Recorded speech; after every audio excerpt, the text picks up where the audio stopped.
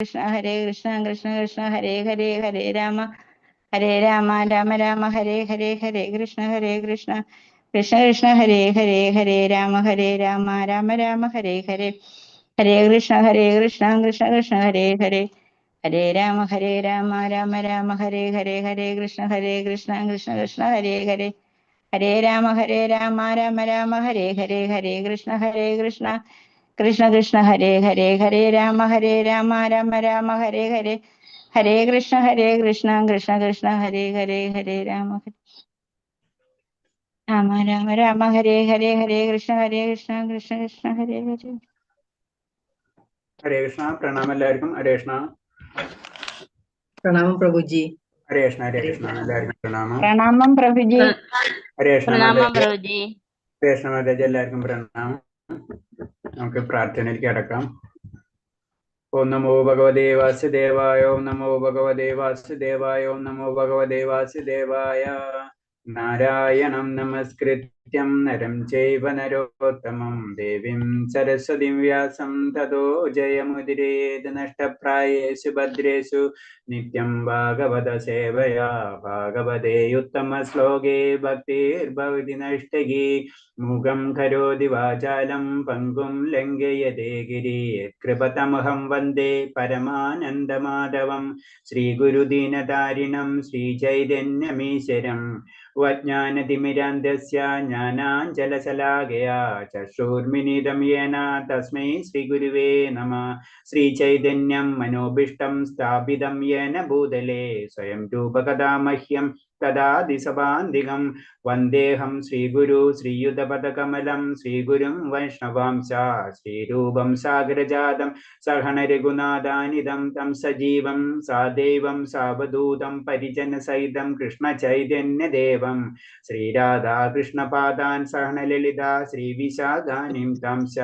ഹേ കൃഷ്ണ കരുണാ സിന്ധു ദീനബന്ധോ ജഗത്പദേ ഗോപേശ ഗോപികാന്ത രാധാകാന്ത നമസ്തുതേ. തപ്തകാഞ്ചന ഗൗരാംഗീ രാധേ വൃന്ദാവനേശ്വരി വൃഷഭാനുസുതേ ദേവി പ്രണമാമി ഹരിപ്രിയ. ഹരിപ്രിയേ വാഞ്ചകൽപതരൂപ ച കൃപാ സിന്ധിഭ്യേവ ച പതിനാം പാവനേഭ്യോ വൈഷ്ണവേഭ്യോ നമോ നമഃ. നമോ വിഷ്ണുപാദായ കൃഷ്ണപ്രേഷ്ഠായ ഭൂതലേ ശ്രീമദേ ഭക്തിവേദാന്ത സ്വാമിനിധി നാമിനേ. നമസ്തേ സാരസ്വതദേവേ ഗൗരവാണി പ്രചാരിണേ നിർവിശേഷ ശൂന്യവാദി പാശ്ചാത്യദേശധാരിണേ. ജയ ശ്രീകൃഷ്ണ ചൈതന്യ പ്രഭു നിത്യാനന്ദ ശ്രീ അദ്വൈത ഗദാധര ശ്രീവാസാദി ഗൗരഭക്തവൃന്ദ. ഹരേ കൃഷ്ണ കൃഷ്ണ കൃഷ്ണ ഹരേ ഹരേ ഹരേ രാമ രാമ രാമ ഹരേ ഹരേ. ഹരേ കൃഷ്ണ കൃഷ്ണ കൃഷ്ണ ഹരേ ഹരേ ഹരേ രാമ രാമ രാമ ഹരേ ഹരേ. ഹരേ കൃഷ്ണ കൃഷ്ണ കൃഷ്ണ ഹരേ ഹരേ ഹരേ രാമ രാമ രാമ ഹരേ ഹരേ. ഹരേ കൃഷ്ണ. പ്രഭാതിക്ക് ജയ ഗുരുദേവ് കി ജയ കോടി വൈഷ്ണവ ഭക്തർക്ക് ജയ്. ഹരേ കൃഷ്ണ. എല്ലാവർക്കും പ്രണാമം. അപ്പൊ നമ്മൾ ഇന്നലെ അധ്യായം 5 കഴിഞ്ഞു അല്ലേ? അധ്യായം കഴിഞ്ഞ് അതിന്റെ ക്വസ്റ്റ്യൻ ആൻസർ ബാക്കിയുണ്ട് നമുക്ക് ചെയ്യാൻ. പിന്നെ അധ്യായം 6 സ്റ്റാർട്ട് ചെയ്യണം. അതല്ലേ പറഞ്ഞിരുന്നത്. ഇന്നലെ പ്രഭു വന്നിട്ടുണ്ടെന്ന്. പ്രഭു ഒരു ഡൗട്ട് ചോദിച്ചിട്ടുണ്ടായിരുന്നില്ലേ? പ്രഭു എത്തിയില്ലേ? ഓക്കെ, അത് നമുക്ക് ക്വസ്റ്റ്യൻ ആൻസർ ക്ലിയർ ചെയ്യാം. 5-ാമത്തെ ആരാ എഴുതിയിട്ടുള്ളവരാരെങ്കിലും ഉണ്ടെങ്കിൽ ഒന്ന് വായിക്കാം.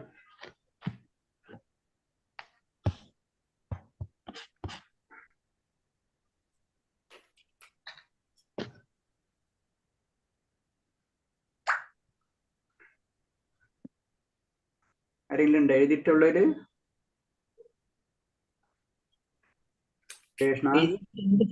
പ്രഭുജി കുഴപ്പമില്ല, പറഞ്ഞോളൂ. പിന്നെ നമുക്ക് നോക്കാം. ഏറ്റവും ശ്രേഷ്ഠമായ കർമ്മം ഏതാണെന്നാണ് ഭഗവാൻ പറയുന്നത്? ഒരാൾ പറയും. അതായത് മാതാജി സ്റ്റാർട്ട് ചെയ്ത് മാതാജി പറയട്ടെ, അല്ലെങ്കിൽ എല്ലാവരും പറയുമ്പോൾ ഡിസ്റ്റർബ് ആവും. ലക്ഷ്മി മാതാജി തന്നെ പറയാം ആൻസറും ക്വസ്റ്റ്യനും. ഓക്കെ, അല്ലെങ്കിൽ പിന്നെ എല്ലാവരോടും പറയുമ്പോഴേ ഒന്നുകൂടെ പറഞ്ഞ മാതാജി. ഫസ്റ്റ് ക്വസ്റ്റ്യൻ, ഏറ്റവും ശ്രേഷ്ഠമായ കർമ്മം ഏതാണെന്നാണ് ഭഗവാൻ പറയുന്നത്? കൃഷ്ണാബോധത്തിലുള്ള പ്രവർത്തനം കാമ്യകർമ്മങ്ങളുടെ ഫലങ്ങളിൽ നിന്നും രക്ഷപ്പെടുവാൻ ഒരാളെ സഹായിക്കുന്നു. അതുകൊണ്ട് അയാൾക്ക് ഭൗതിക തലത്തിലേക്ക് താഴ്ന്നു വരേണ്ടതില്ല. എപ്പോഴും പതനത്തിന് സാധ്യതയുള്ള പരിത്യാഗത്താൽ ശ്രേഷ്ഠതരമാണ് കൃഷ്ണാബോധത്തിലുള്ള പ്രവർത്തനങ്ങൾ. ചുരുക്കി പറഞ്ഞ എന്താണ് കൃഷ്ണാബോധ പ്രവർത്തനം അല്ലേ? പ്രഭുജി, ഭക്തിയുതമായ സേവന കർമ്മമാണ് ഏറ്റവും ഉത്തമമായതിന് എഴുതിയത്. അതാ കറക്റ്റ്. ഭക്തിപൂർവമായ സേവന കർമ്മമാണ് സൂക്ഷ്മമായ മനസ്സുപകങ്ങൾക്ക് ശ്രേഷ്ഠമാണെന്ന് ഭഗവാൻ പറഞ്ഞു. അപ്പൊ എന്താണ് ഭക്തിയുതമായ സേവന കർമ്മമാണ്? അപ്പൊ ക്വസ്റ്റിന്റെ ആൻസർ ഭക്തിയുതമായ സേവന കർമ്മം. അതാണ് അതിന്റെ ആൻസർ. ഏറ്റവും ശ്രേഷ്ഠമായിട്ട് കർമ്മം എന്ന് പറഞ്ഞത് ഭക്തിപൂർവമായിട്ടുള്ള സേവന കർമ്മം. ഭക്തിപൂർവമായ സേവനമാണ് ശ്രേഷ്ഠമായ കർമ്മം, അങ്ങനെയല്ലേ? അതാണ് അതിന്റെ കറക്റ്റ് ആൻസർ. ഓക്കെ, അടുത്തത് ലക്ഷ്മി മാതാജി വായിച്ചോളൂ. പ്രാപഞ്ചിക ബന്ധനങ്ങളിൽ നിന്ന് ഒരാൾക്ക് എങ്ങനെ മുക്തനാക്കാം?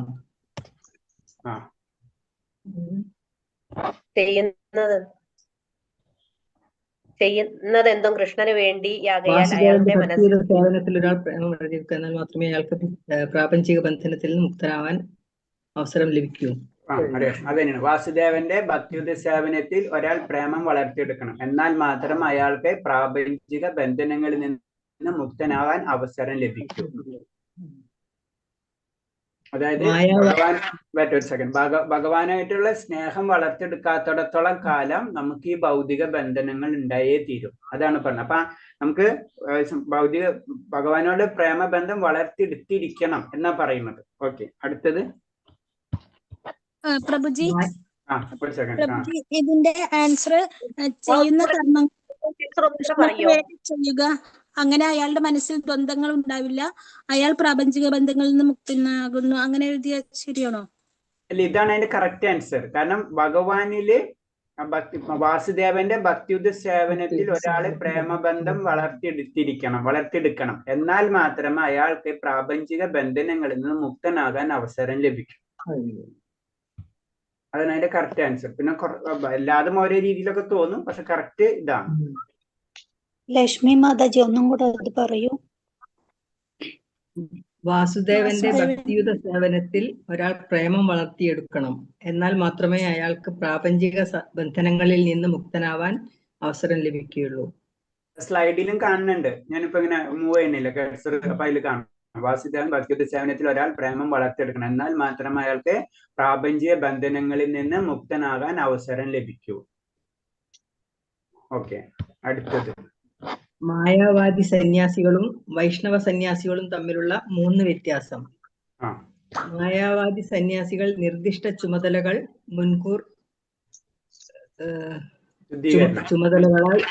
മുൻകൂർ ശുദ്ധീകരണം ആവശ്യമാണ്. അപൂർണമായ ത്യാഗം, ദ്രവ്യത്തിൽ നിന്ന് വേർപെടുത്തുക എന്നാണ് പ്രക്രിയ. ഇന്ദ്രിയങ്ങൾ നിയന്ത്രിച്ച് അതീന്ദ്രിയമായ ഭക്തി സേവനം സാധ്യമല്ല മായാവാദി സന്യാസികൾക്ക്. വൈഷ്ണവ സന്യാസികൾ പ്രകൃതി തന്നെ ശുദ്ധീകരിക്കുന്നു, പ്രക്രിയ തന്നെ ശുദ്ധീകരിക്കുന്നു, പ്രവൃത്തി നിർബന്ധമാണ്. വിജയം ഉറപ്പായും, ദൈവരാജ്യത്തിലേക്കും പ്രവേശനം, എല്ലാം കൃഷ്ണനു വേണ്ടി ഉപയോഗിക്കുക, വേരിന് വെള്ളം കൊടുക്കുക, കൃഷ്ണനിൽ ആകൃഷ്ടനായി സന്തോഷം നൽകുന്നു, പരമദിവ്യോത്തമ കൃഷ്ണനെ വേഗത്തിൽ പ്രാപിക്കുന്നു. ഓക്കെ, കുറെ പോയിന്റ്സുകളുണ്ട്. ഇപ്പൊ ഈ സ്ലൈഡിൽ കാണുന്നത് പോലെ തന്നെ നിർദ്ദിഷ്ടമായ ചുമതലകളാൽ മുൻകൂർ ശുദ്ധീകരണം ആവശ്യമാണ്. ആർക്ക്? മായാവാദ സന്യാസികൾക്ക്. അപൂർണമായ ത്യാഗം, അത് വേണ്ട, അപൂർണമായ ത്യാഗം അല്ല, നമുക്ക് 3 പോയിന്റ് എഴുതിയാൽ മതി. നമുക്ക് 3 മതി. അപ്പൊ കുറെ പോയിന്റ്സ്, ഏകദേശം ഒരു 10 പോയിന്റോളം പറഞ്ഞിട്ടുണ്ട്. 10-12 ഏതെങ്കിലും 3 എഴുതിയാൽ മതി. അതിൽ നമുക്ക് എഴുതാൻ പറ്റുന്നത് എന്താണ്? ഏറ്റവും ഇമ്പോർട്ടന്റ് ആയിട്ട് വളരെ സിമ്പിൾ ആയിട്ട് നമുക്ക് ഓർമ്മ വരുന്നത്, മറ്റേതിൽ സന്തോഷമില്ല. മായാവാദികൾ ഇതിൽ സന്തോഷം കിട്ടില്ല, പക്ഷെ ഇതിലെന്താണ്? സന്തോഷം കിട്ടും. പിന്നെ വേറെ നമുക്ക് പെട്ടെന്ന് മനസ്സിലാക്കാൻ പറ്റുന്ന അനേകം ജന്മങ്ങൾ പിടിക്കും. ഏത്? മായാവാദി സന്യാസികളിൽ നിന്ന് ബഹുനാൻ ജന്മനാമന്ദ എന്ന് പറഞ്ഞ പോലെ കുറെ ജന്മങ്ങൾ പിടിക്കും. ഇവിടെ എന്ന് പറഞ്ഞു കഴിഞ്ഞാൽ എന്നിട്ട് വേഗത്തിൽ പ്രാപിക്കും. ഏത്? ഭക്തിയുത സേവനമാകുമ്പോ നമുക്ക് പെട്ടെന്ന് മനസ്സിലാവുന്നതാണ്. പിന്നെ വേറെ പെട്ടെന്ന് ഇത് താഴെ വീഴാനുള്ള സാധ്യതയുണ്ട്. ഏത്? മായാവാദി. എല്ലാവരും നിങ്ങളെ നിയന്ത്രിക്കുക അങ്ങനത്തെ ഉള്ള വിരക്തിയാണല്ല. അപ്പൊ നമ്മൾ പെട്ടെന്ന് വീണു പോകും, നമുക്കത് മുഴുവനും ചെയ്യാൻ പറ്റില്ല. പക്ഷെ ഇവിടെ എന്താണ്, വിജയം ഉറപ്പാണ്. നമ്മൾ പറയുന്നുണ്ട്, പഠിച്ചിട്ടുണ്ട്, കുറച്ച് തേജ് കഴിഞ്ഞാൽ അടുത്ത ജന്മത്തിലേക്ക് അത് കൊണ്ടുപോകുന്നു പറഞ്ഞ പോലെ. അപ്പൊ വിജയം ഉറപ്പാണ്. അപ്പൊ താഴാനുള്ള സാധ്യത, വീഴാനുള്ള സാധ്യത ഏതിലാണ്? വൈഷ്ണവ സന്യാസികൾക്ക് ഇല്ല എന്നാ പറയുന്നത്. പിന്നെന്താണ്, സന്തോഷം കിട്ടിക്കൊണ്ടിരിക്കും. അതേപോലെ തന്നെ എന്താണ്, ഭഗവാനിൽ വേഗത്തിൽ പ്രാപിക്കാനുള്ള കഴിവ് നമുക്ക് കിട്ടും. അങ്ങനെ കുറെ പോയിന്റ്സുകളുണ്ട്. അപ്പൊ ഈ 3 എണ്ണെങ്കിലും നമ്മൾ മൈൻഡിൽ വെക്കാം. ഹരേ കൃഷ്ണ. കൃഷ്ണാവബോധം സിദ്ധിച്ച ഒരു വ്യക്തിയുടെ ലക്ഷണങ്ങൾ. ഓക്കെ. കൃഷ്ണാവബോധത്തോടെ പ്രവർത്തിക്കുന്ന ഒരാൾ എല്ലാവരെയും സേവിക്കുന്നു, എല്ലാവരെയും തൃപ്തിപ്പെടുത്തുന്നതിൽ നിർമ്മൂലപ്രജ്ഞനാണ്. അവബോധം ശുദ്ധമാക്കിയാൽ മനസ്സും ഇന്ദ്രിയങ്ങളും നിയന്ത്രിതമാണ്. ഭഗവത് സേവനത്തിലൊഴികെ മറ്റൊന്നിലും ഇന്ദ്രിയങ്ങൾ വ്യാപരിക്കുകയില്ല. കൃഷ്ണനെ കുറിച്ചല്ലാതെ കാര്യങ്ങൾ കേൾക്കാൻ ഇഷ്ടപ്പെടുന്നില്ല. കൃഷ്ണന്റെ പ്രസാദമല്ലാതെ ഒന്നും ഭക്ഷിക്കുന്നില്ല. കൃഷ്ണനുമായി ബന്ധമില്ലാത്ത സ്ഥലങ്ങളിൽ പോകാൻ ഇഷ്ടപ്പെടുന്നില്ല. ഓക്കെ, ഇത്രയായാലും മതി. കുറെ പോയിന്റ്സുകളുണ്ട്. അപ്പൊ അതിലെന്താണ് പറഞ്ഞത്? ഇത് കൃഷ്ണാവബോധം ശരിയാണോ? എല്ലാവരെയും സേവിക്കുന്നു. ശരി. ഏഴാമത്തെ ശ്ലോകത്തിന്റെ അതിന്റെ അർത്ഥം വരുന്നത്, ഏഴാമത്തെ എല്ലാവരെയും ശ്ലോകത്തില് സേവിക്കുന്നു, അതുകൊണ്ട് എല്ലാവർക്കും പ്രിയങ്കരനാണ്. അങ്ങനെ എഴുതാലോ? എഴുതാം. കൃഷ്ണബോധത്തോടെ പ്രവർത്തിക്കുന്ന ഒരാൾ എല്ലാവരെയും സ്നേഹിക്കുന്നു, അതുകൊണ്ട് അയാൾക്ക് എല്ലാവരും പ്രിയങ്കരനാണ്. ഭഗവത് സേവനത്തിലൊഴികെ മറ്റൊന്നിലും അയാൾക്ക് ഇന്ദ്രിയങ്ങളാൽ ഒരു കാരണവശാലും വ്യാപരിക്കുകയില്ല. കൃഷ്ണനെ കുറിച്ചുള്ളതല്ലാതെ സംഭാഷണങ്ങൾ കേൾക്കുന്നതോ കൃഷ്ണന്റെ പ്രസാദമല്ലാത്തത് എന്തെങ്കിലും ഭക്ഷിക്കാനും ഇഷ്ടപ്പെടുന്നില്ല. കൃഷ്ണനുമായി ബന്ധമില്ലാത്ത സ്ഥലങ്ങളിൽ പോകാൻ അയാൾക്ക് താല്പര്യമുണ്ടാകില്ല. ഏഴാമത്തെ ശ്ലോകത്തിനോട് ബന്ധപ്പെട്ടിട്ടുള്ളതാണത്. കാരണം അങ്ങനെയുള്ള വ്യക്തിയുടെ ലക്ഷണങ്ങളാണ് പറയുന്നത്. ഓക്കെ, ക്ലിയർ ആയില്ലേ? സ്ലൈഡിലുണ്ട് അതില്ലേ? ഞാൻ 5-ാമത്തെ പറഞ്ഞു. പാപമാലിന്യങ്ങൾ തീണ്ടാത്ത അവസ്ഥ എന്തിനോട് ഉപമിച്ചിരിക്കുന്നു? പാപമാലിന്യങ്ങൾ തീണ്ടാത്ത അവസ്ഥ താമരയില വെള്ളത്തിൽ കിടക്കുന്നതിനോട് ഉപമിച്ചിരിക്കുന്നു. ദുഷ്കർമ്മങ്ങൾ ബാധിക്കുന്നില്ല. അതെ, അതായത് കറക്റ്റ് ആൻസർ 10-ാമത്തെ ശ്ലോകത്തിൽ വരുന്നതാണ്. അത് താമരയിലെ വെള്ളത്തിൽ കിടന്നാലും നനയാത്തതുപോലെ പാപമാലിന്യങ്ങൾ തീണ്ടാത്തതായിരിക്കും, അല്ലെ?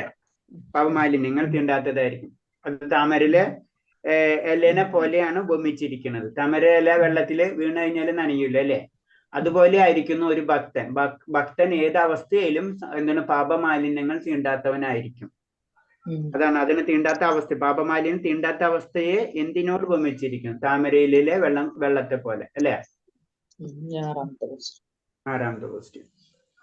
ഒരു വ്യക്തിക്ക് പരിപൂർണ ജ്ഞാനത്താൽ സംശയങ്ങൾ ഒഴിഞ്ഞ് മുക്തിമാർഗത്തിൽ മുന്നേറാൻ സാധിക്കുന്നത് എപ്പോൾ? ആത്മജ്ഞാനത്തിലൂടെ സമഭാവനയിലേക്ക് ഉയരുമ്പോൾ ആ ബദ്ധാവസ്ഥയിൽ നിന്ന് മുക്തനാവും. പിന്നെ ആ ജീവന് ഭൗതിക ലോകത്തിൽ പിറവിയില്ല. അത് മുന്നേറാന്ന് പറഞ്ഞ 17-ാമത്തെ ശ്ലോകത്തിലുള്ളതാണ്. ആശ്രയമെല്ലാം പരമ്പൊരുളിൽ ഉറപ്പിച്ചു നിർത്തുമ്പോൾ പരിപൂർണമായ ജ്ഞാനത്താൽ സംശയങ്ങൾ ഒഴിഞ്ഞ് മുക്തിമാർഗത്തിൽ മുന്നേറുന്നു. അതാണ് കറക്റ്റ് ആൻസർ.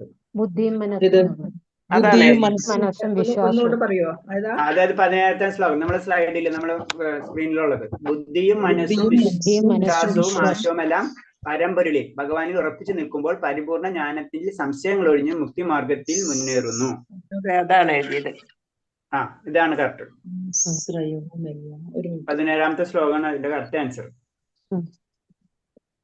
ഓക്കെ, അടുത്തത് ഏതാണ്? മനുഷ്യവർഗത്തിന്റെ ക്ലേശങ്ങൾ അനുഭവിക്കേണ്ടി വരുന്നത് എപ്പോൾ?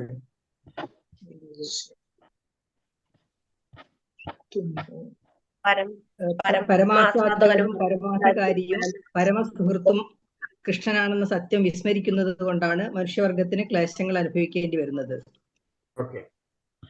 അതായത് 7-ാമത്തെ ഭഗവാനുമായി മനുഷ്യനുള്ള ബന്ധം മറക്കുന്നതാണ് എഴുതിയ. അത് മതി, അത് ശരിക്കും അത് തന്നെയാണ്. ജീവിതത്തിന് വേണ്ടിയുള്ള കഠിന പ്രയത്നത്തെ ഭഗവാനുമായിട്ടുള്ള ബന്ധം മറക്കുന്നു. ഇതാണ് ശരി. ജീവിതത്തിന് വേണ്ടിയിട്ടുള്ള കഠിന പ്രയത്നം നേരിടുന്ന ക്ലേശങ്ങൾക്ക് കാരണം ഭഗവാനും മനുഷ്യനുമായിട്ടുള്ള ബന്ധത്തെ മറക്കുന്നതാണ്. ശ്ലോകം ഏതാണ്? 25-ാമത്തെ ശ്ലോകം. അപ്പൊ അതിൽ ക്ലിയർ ആയിട്ട് എഴുതിയിട്ടുണ്ട്. കാരണം നമ്മൾ എന്താണ് ഭഗവാനായിട്ടുള്ള ബന്ധം മറക്കുന്നതാണ് നമുക്ക് ക്ലേശങ്ങൾ ഉണ്ടാവാനുള്ള കാരണം എന്നാ പറയുന്നത്. ജീവിതത്തിന് വേണ്ടിയുള്ള കഠിന പ്രയത്നത്തിൽ അത് നേരിടുന്ന ക്ലേശങ്ങൾക്ക് കാരണം നമ്മള് ജീവിതത്തിൽ നേരിടേണ്ട ക്ലേശങ്ങൾ നമുക്ക് വന്നുകൊണ്ടിരിക്കുന്നുണ്ട് അല്ലേ? പക്ഷെ അതിന്റെ കാരണം നമുക്ക് മനസ്സിലാവുന്നില്ല. എന്തുകൊണ്ടാണ് നമ്മൾ ജീവിതത്തിൽ ഇത്തരം ക്ലേശങ്ങൾ അനുഭവിക്കണമെന്ന്. അതിന്റെ കാരണം പറഞ്ഞെന്ന് വെച്ചാൽ ഭഗവാനുമായിട്ടുള്ള ബന്ധത്തെ നമ്മൾ മറക്കുന്നതാണ് എന്നാ പറയുന്നത്. ഓക്കെ, അടുത്തത് ഏതാ? ക്ലിയർ അല്ലേ?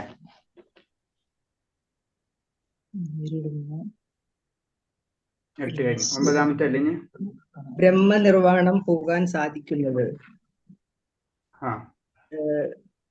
സദാ പരമപുരുഷനിൽ ഒഴിഞ്ഞിരിക്കുന്നത് മൂലം പ്രാപഞ്ചിക ക്ലേശങ്ങൾ തീണ്ടാത്ത അവസ്ഥയാണ് ബ്രഹ്മനിർവാണം.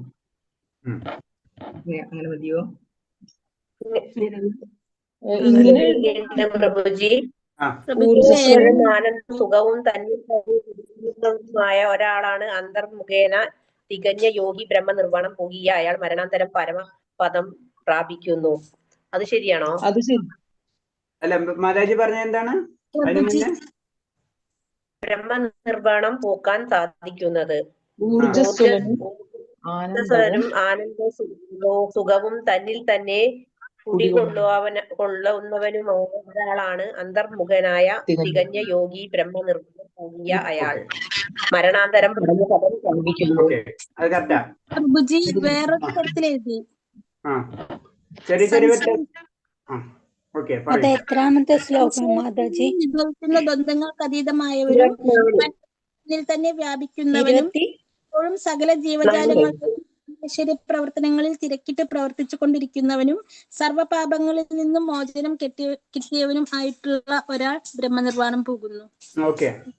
അതിനോട് ബന്ധപ്പെട്ട് എഴുതിയാൽ മതി, കുഴപ്പമില്ല. എത്രാമത്തെ മാതാജി ശ്ലോകം ഒന്ന് പറഞ്ഞു തന്നാൽ മതി. ഇതിലേതായാലും കുഴപ്പമില്ല. ഇല്ല. ബ്രഹ്മനിർവാണം എന്ന് പറഞ്ഞു കഴിഞ്ഞാൽ ആത്മീയ ലോകത്തിലേക്ക് കടക്കാന്നുള്ള ഒരു മീനിങ്ങിലേക്ക് നമ്മൾ എടുക്കാൻ മതി അത്. ഓക്കെ, അത് പല ശ്ലോകങ്ങളും ഇന്റർലിങ്ക് ആയിട്ട് വരും. പരമപദപ്രാപ്തി എന്ന് പറഞ്ഞാലും പ്രഭുജി അങ്ങനെ ബ്രഹ്മനിർവാണം പരമപദം എന്ന് പറഞ്ഞാലും അത് തന്നെയാണ് വരുന്നത്. ബ്രഹ്മനിർവാണം എന്ന് പറഞ്ഞാൽ പരമപദം എന്ന് പറഞ്ഞാൽ ഏകദേശം ഒരേപോലെയാണ്, മൈനർ ആയിട്ടുള്ള വ്യത്യാസം. പരമപദം എന്ന് പറയുമ്പോൾ പറയുന്നത് ഭഗവാന്റെ പദം അല്ലെ, പദം ആ അവസ്ഥയാണ് പറയുന്നത്. ബ്രഹ്മനിർവാണം എന്ന് പറഞ്ഞു കഴിഞ്ഞാൽ ഭഗവാന്റെ ലോകത്തിലേക്ക് കടക്കാന്നുള്ളൊരു. പ്രഭുജി, നിരന്തരമായ ധ്യാനം കൊണ്ട് കൃഷ്ണാബോധ പ്രവർത്തനം കൊണ്ടും അങ്ങനെ എഴുതാൻ പറ്റുമോ? എട്ടാമത്തെ നിരന്തരമായ ആത്മീയ ലോകത്തിലേക്ക് കടക്കാം എന്നുള്ളത് നിരന്തരമായ ധ്യാനം. അതെ, അതും പറയുന്നുണ്ട്. അപ്പം അത് കുഴപ്പമില്ല. കൃഷ്ണബോധത്തിലുള്ള ഭക്തന് വിദ്വേഷണ നിരന്തര ധ്യാനം കൊണ്ട് കൃഷ്ണബോധ പ്രവർത്തനം കൊണ്ട് ധാമത്തിലേക്ക്. അപ്പൊ ധാമം എന്ന് പറയുമ്പോ തന്നെ അത് ബ്രഹ്മനിർവാണാണ്. അതാണ് എഴുതിയത്. അതും കുഴപ്പമില്ല. അത് ചെറിയ ചെറിയ വേരിയേഷൻസ് കുഴപ്പമില്ല. ഓക്കെ, ശ്ലോകം 26 പ്രഭുജി. 26 പറഞ്ഞു എഴുതിയാൽ മതി. കുറെ പോയിന്റ്സുകൾ ഉണ്ട്. എല്ലാതും ഒരേപോലെ പരമപദവും ഒക്കെ വരുന്നത് അതിലാണ് വരുന്നത്. എടുത്ത് എങ്ങനെ ശാന്തി നേടാം എന്നാണ് പറയുന്നത്. എങ്ങനെ യജ്ഞങ്ങളുടെയും തപസ്സുകളുടെയും ഭോക്താവും ദേവന്മാരുടെയും സർവ്വലോകങ്ങളുടെയും അധിപനും എല്ലാ ജീവികളുടെയും സുഹൃത്തും അഭ്യുകാക്ഷിയുമാണ് ഞാനെന്ന് മനസ്സിലാക്കിയ തികഞ്ഞ കൃഷ്ണാവബോധമുള്ള വ്യക്തി ഭൗതിക ക്ലേശങ്ങൾ ഒഴിച്ച് ശാന്തി നേടുന്നു. കറക്റ്റ്. 29ാമത്തെ ശ്ലോകം കറക്റ്റ് ആയിട്ട് അതിൽ നേരിട്ട് പറഞ്ഞു തരുന്നുണ്ടാവും അല്ലെ? 29ന്റെ ഭാവാർത്ഥം. തപസ്സുകളുടെയും ഭോക്താവും ദേവന്മാരുടെയും അത് യജ്ഞങ്ങളുടെയും തപസ്സുകളുടെയും ഭോക്താവും ദേവന്മാരുടെയും സർവ്വലോകങ്ങളുടെ അധിപനും എല്ലാ ജീവജാലങ്ങളുടെയും അഭ്യുദകാംക്ഷയും ഞാനാണെന്ന് മനസ്സിലാക്കിയ കൃഷ്ണബോധമുള്ള വ്യക്തി ഭൗതിക ക്ലേശങ്ങൾ ഒഴിഞ്ഞ് ശാന്തി നേടുന്നു. അപ്പൊ എല്ലാത്തിന്റെ ഉടമ ഭഗവാനും നാം ചിന്തിക്കണം. അത് ഭഗവാൻ എല്ലാവരും സുഹൃത്താണ്, എല്ലാവർക്കും ആനന്ദം തരുന്ന വ്യക്തിയാണ് അല്ലെ? അങ്ങനെ ഒരു അവസ്ഥ നമ്മൾ മനസ്സിലാക്കി കഴിഞ്ഞു കഴിഞ്ഞാൽ ആ വ്യക്തി എന്താണ്, ഈ ഭൗതിക ക്ലേശങ്ങൾ ഒഴിഞ്ഞ് ശാന്തി നേടിയിരിക്കും എന്ന് പറയുന്നത്. അതായത് ചുരുക്കി പറഞ്ഞ ഒരു ഭക്തന്റെ അവസ്ഥയിലേക്ക് കടക്കുമ്പോൾ നമ്മളത് പറഞ്ഞിട്ടുണ്ട്. ഒരു ഭക്തൻ എന്ന് പറയുമ്പോൾ മറ്റുള്ളൊരു ദുഃഖം കാണുമ്പോൾ സ്വയം ദുഃഖം അനുഭവിക്കും. ആ അവസ്ഥ അങ്ങനെ വരുമ്പോഴാണ് നമ്മൾ ഒരു ഭക്തനായിട്ട് മാറുക എന്ന് പറയുന്നത്. അപ്പൊ ഭൗതിക ക്ലേശങ്ങൾ ഒഴിഞ്ഞ് ശാന്തി നേടുന്നു. ക്ലിയർ ആയില്ലേ? ഇത്രയല്ലേ ഉള്ളൂ? അതാണല്ലേ ഉള്ളൂ? അല്ല, ഇനിയും കാണുന്നുണ്ട്, ഞാൻ കണ്ടിട്ടില്ലയോ. ഇല്ല, 9 ഉള്ളൂ. 9 തന്നെ ഉള്ളൂ. 9 ഉള്ളൂ. ഇനി 6-ാം അധ്യായത്തിലുണ്ട് ബാക്കിയുള്ളൂ. 6ന്റെ ചോദ്യം ഇന്ന് തന്നോളൂ. 6ന്റെ ചോദ്യം. അപ്പൊ ആദ്യം ചോദ്യം പ്രസന്റേഷനിൽ തന്നെ നമുക്ക് ക്വസ്റ്റ്യൻസ് ആൻസർ കിട്ടും. അപ്പൊ നിങ്ങൾ അതും കൂടെ ഒന്ന് നോട്ട് ചെയ്ത് പോയിക്കാൻ വളരെ ഈസി ആയിരിക്കും. കൂടുതൽ ഇതിൽ നിന്ന് തന്നെയാണ് ഇടുന്നത് ക്വസ്റ്റ്യൻസ്. നമ്മള് ബുക്കിൽ നിന്നല്ല, ഈ പ്രസന്റേഷനിൽ നിന്ന് തന്നെയാണ് ക്വസ്റ്റ്യൻ ഇട്ട് പോണത്. ഓക്കെ പ്രഭുജി, ക്വസ്റ്റ്യന്റെ ആൻസർ വരുന്ന സമയത്ത് പ്രഭുജി ഒന്ന് ഇതാക്കിയാൽ. എനിക്ക് ചെയ്യാൻ പറ്റൂല, അത്ര എനിക്ക് ചെയ്ത് തരാൻ പറ്റൂല. അങ്ങനെ നേരത്തെ അങ്ങനെ ക്വസ്റ്റ്യൻ നേരത്തെ കണ്ടു കഴിഞ്ഞാല് ആ ക്വസ്റ്റ്യന്റെ അവിടെ അന്യം എത്തുമ്പോ നമുക്കൊന്ന് പ്രസ് ചെയ്താല്. അത്ര ഞാൻ സൂപ്പർമാൻ അല്ല. അങ്ങനെ നേരത്തെ ആ മാതാജി ചെയ്തിട്ടുണ്ടായിരുന്നു. ഓ, ചിലവർക്ക് ചില കഴിവുകളുണ്ട്. എല്ലാവർക്കും അതേപോലെ ആയിരിക്കും. കുറച്ചൊന്ന് നിങ്ങളൊന്ന് ശ്രദ്ധിച്ചാ മതി. ഓക്കെ, അല്ലെങ്കിൽ നമ്മളത് കഴിഞ്ഞിട്ട് അതിൽ നോക്കിയാൽ മതി. ഹരേഷ്ണ, ശരി മതി. ഞാൻ ശ്രമിക്കാം, പക്ഷെ എനിക്കത് പ്രാക്ടിക്കൽ അല്ല. അത് രണ്ടും കൂടെ എനിക്ക് മാനേജ് ചെയ്യാൻ പറ്റും. അതിന് മാതാജി ഒരു എളുപ്പ വഴിയുണ്ട്. ക്വസ്റ്റ്യൻ എഴുതി കയ്യിൽ വെക്കുക, അപ്പൊ നോട്ട് ചെയ്ത് പോവുക. അങ്ങനെയാണ് ചെയ്യുന്നത്. ക്വസ്റ്റ്യൻ കയ്യിലാകുമ്പോൾ ക്വസ്റ്റ്യൻ 2-3 പ്രാവശ്യം വായിച്ചു നോക്കി കഴിഞ്ഞാൽ ചെറിയ മെമ്മറിയിൽ നിൽക്കും. അപ്പൊ നമ്മള് പറയുന്ന സമയത്ത് ഒന്ന് നോട്ട് ചെയ്ത് പോവാം. അത് കഴിഞ്ഞിട്ട് നമ്മൾ എന്തെങ്കിലും ഡിസ്കഷനിൽ വരും.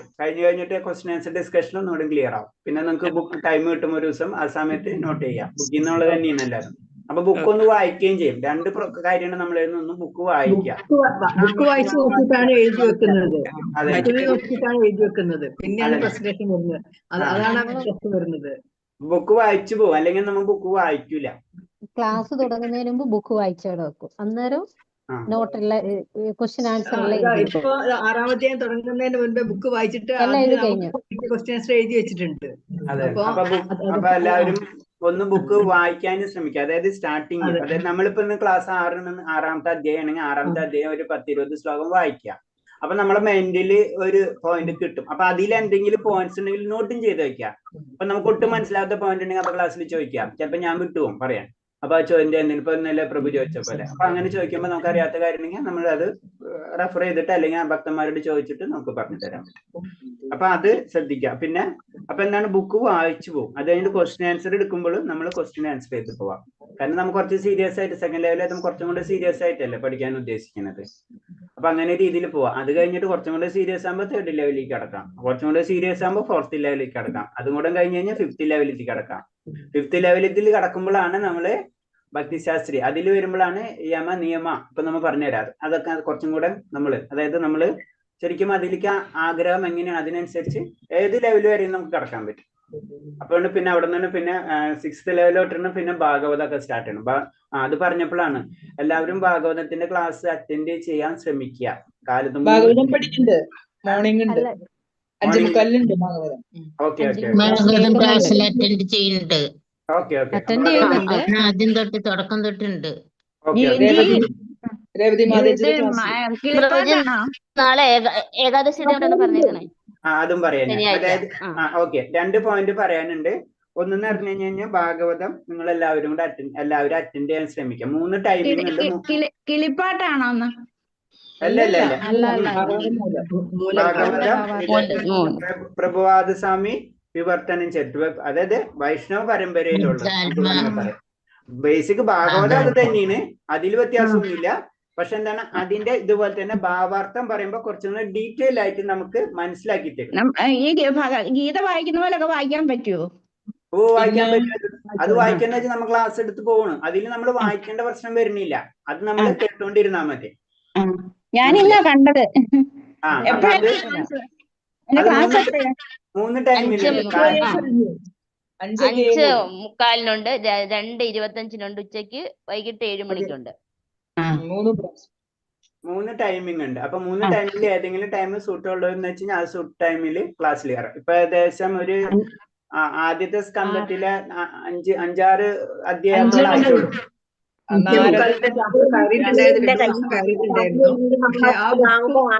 കയ്യിലില്ലാത്തതുകൊണ്ട് അത് ശരിയാവുന്നില്ല. ഞാൻ വേറെ ഭാഗവതം പഠിക്കുന്നത് വേറൊരു ക്ലാസ്സിലാണ് ഇപ്പോഴും, അതുകൊണ്ട് അത് തന്നെ കണ്ടിന്യൂ ചെയ്യാൻ വിചാരിച്ചു ഇപ്പോഴും. മറ്റേ ഇത് കഴിഞ്ഞിട്ട് ഗീത കഴിഞ്ഞിട്ട് ഇനി മതി എങ്ങനെയായാലും ചെയ്താൽ മതി. പക്ഷെ എന്തായാലും നമ്മൾ ഭാഗവതം പതുക്കെ പതുക്കെ ടച്ച് ചെയ്ത് പഠിക്കുന്നുണ്ട് നമ്മള്. ഭാഗവതം നമ്മളെ കൂടെ. അപ്പൊ 3 ടൈമിംഗ് ഉണ്ട് നമുക്ക് പഠിക്കാന്. പ്രഭുജി, ഞങ്ങള് ഗുരുവായൂർ ദേവസ്വത്തിന്റെയാ പഠിക്കണേ. കുഴപ്പമില്ല ഏതായാലും. പക്ഷെ നമ്മൾ പറയുന്നത് വെച്ചാൽ നമ്മള് ഇതിൽ നിന്ന് പറയുമ്പോൾ കുറച്ചുകൂടി ഡീറ്റെയിൽ ആയിട്ട് പറഞ്ഞു പോകും നമ്മള്. കാരണം എന്താ വെച്ചാൽ നമ്മൾ പറഞ്ഞില്ലേ, അതായത് ഇപ്പൊ ഞാൻ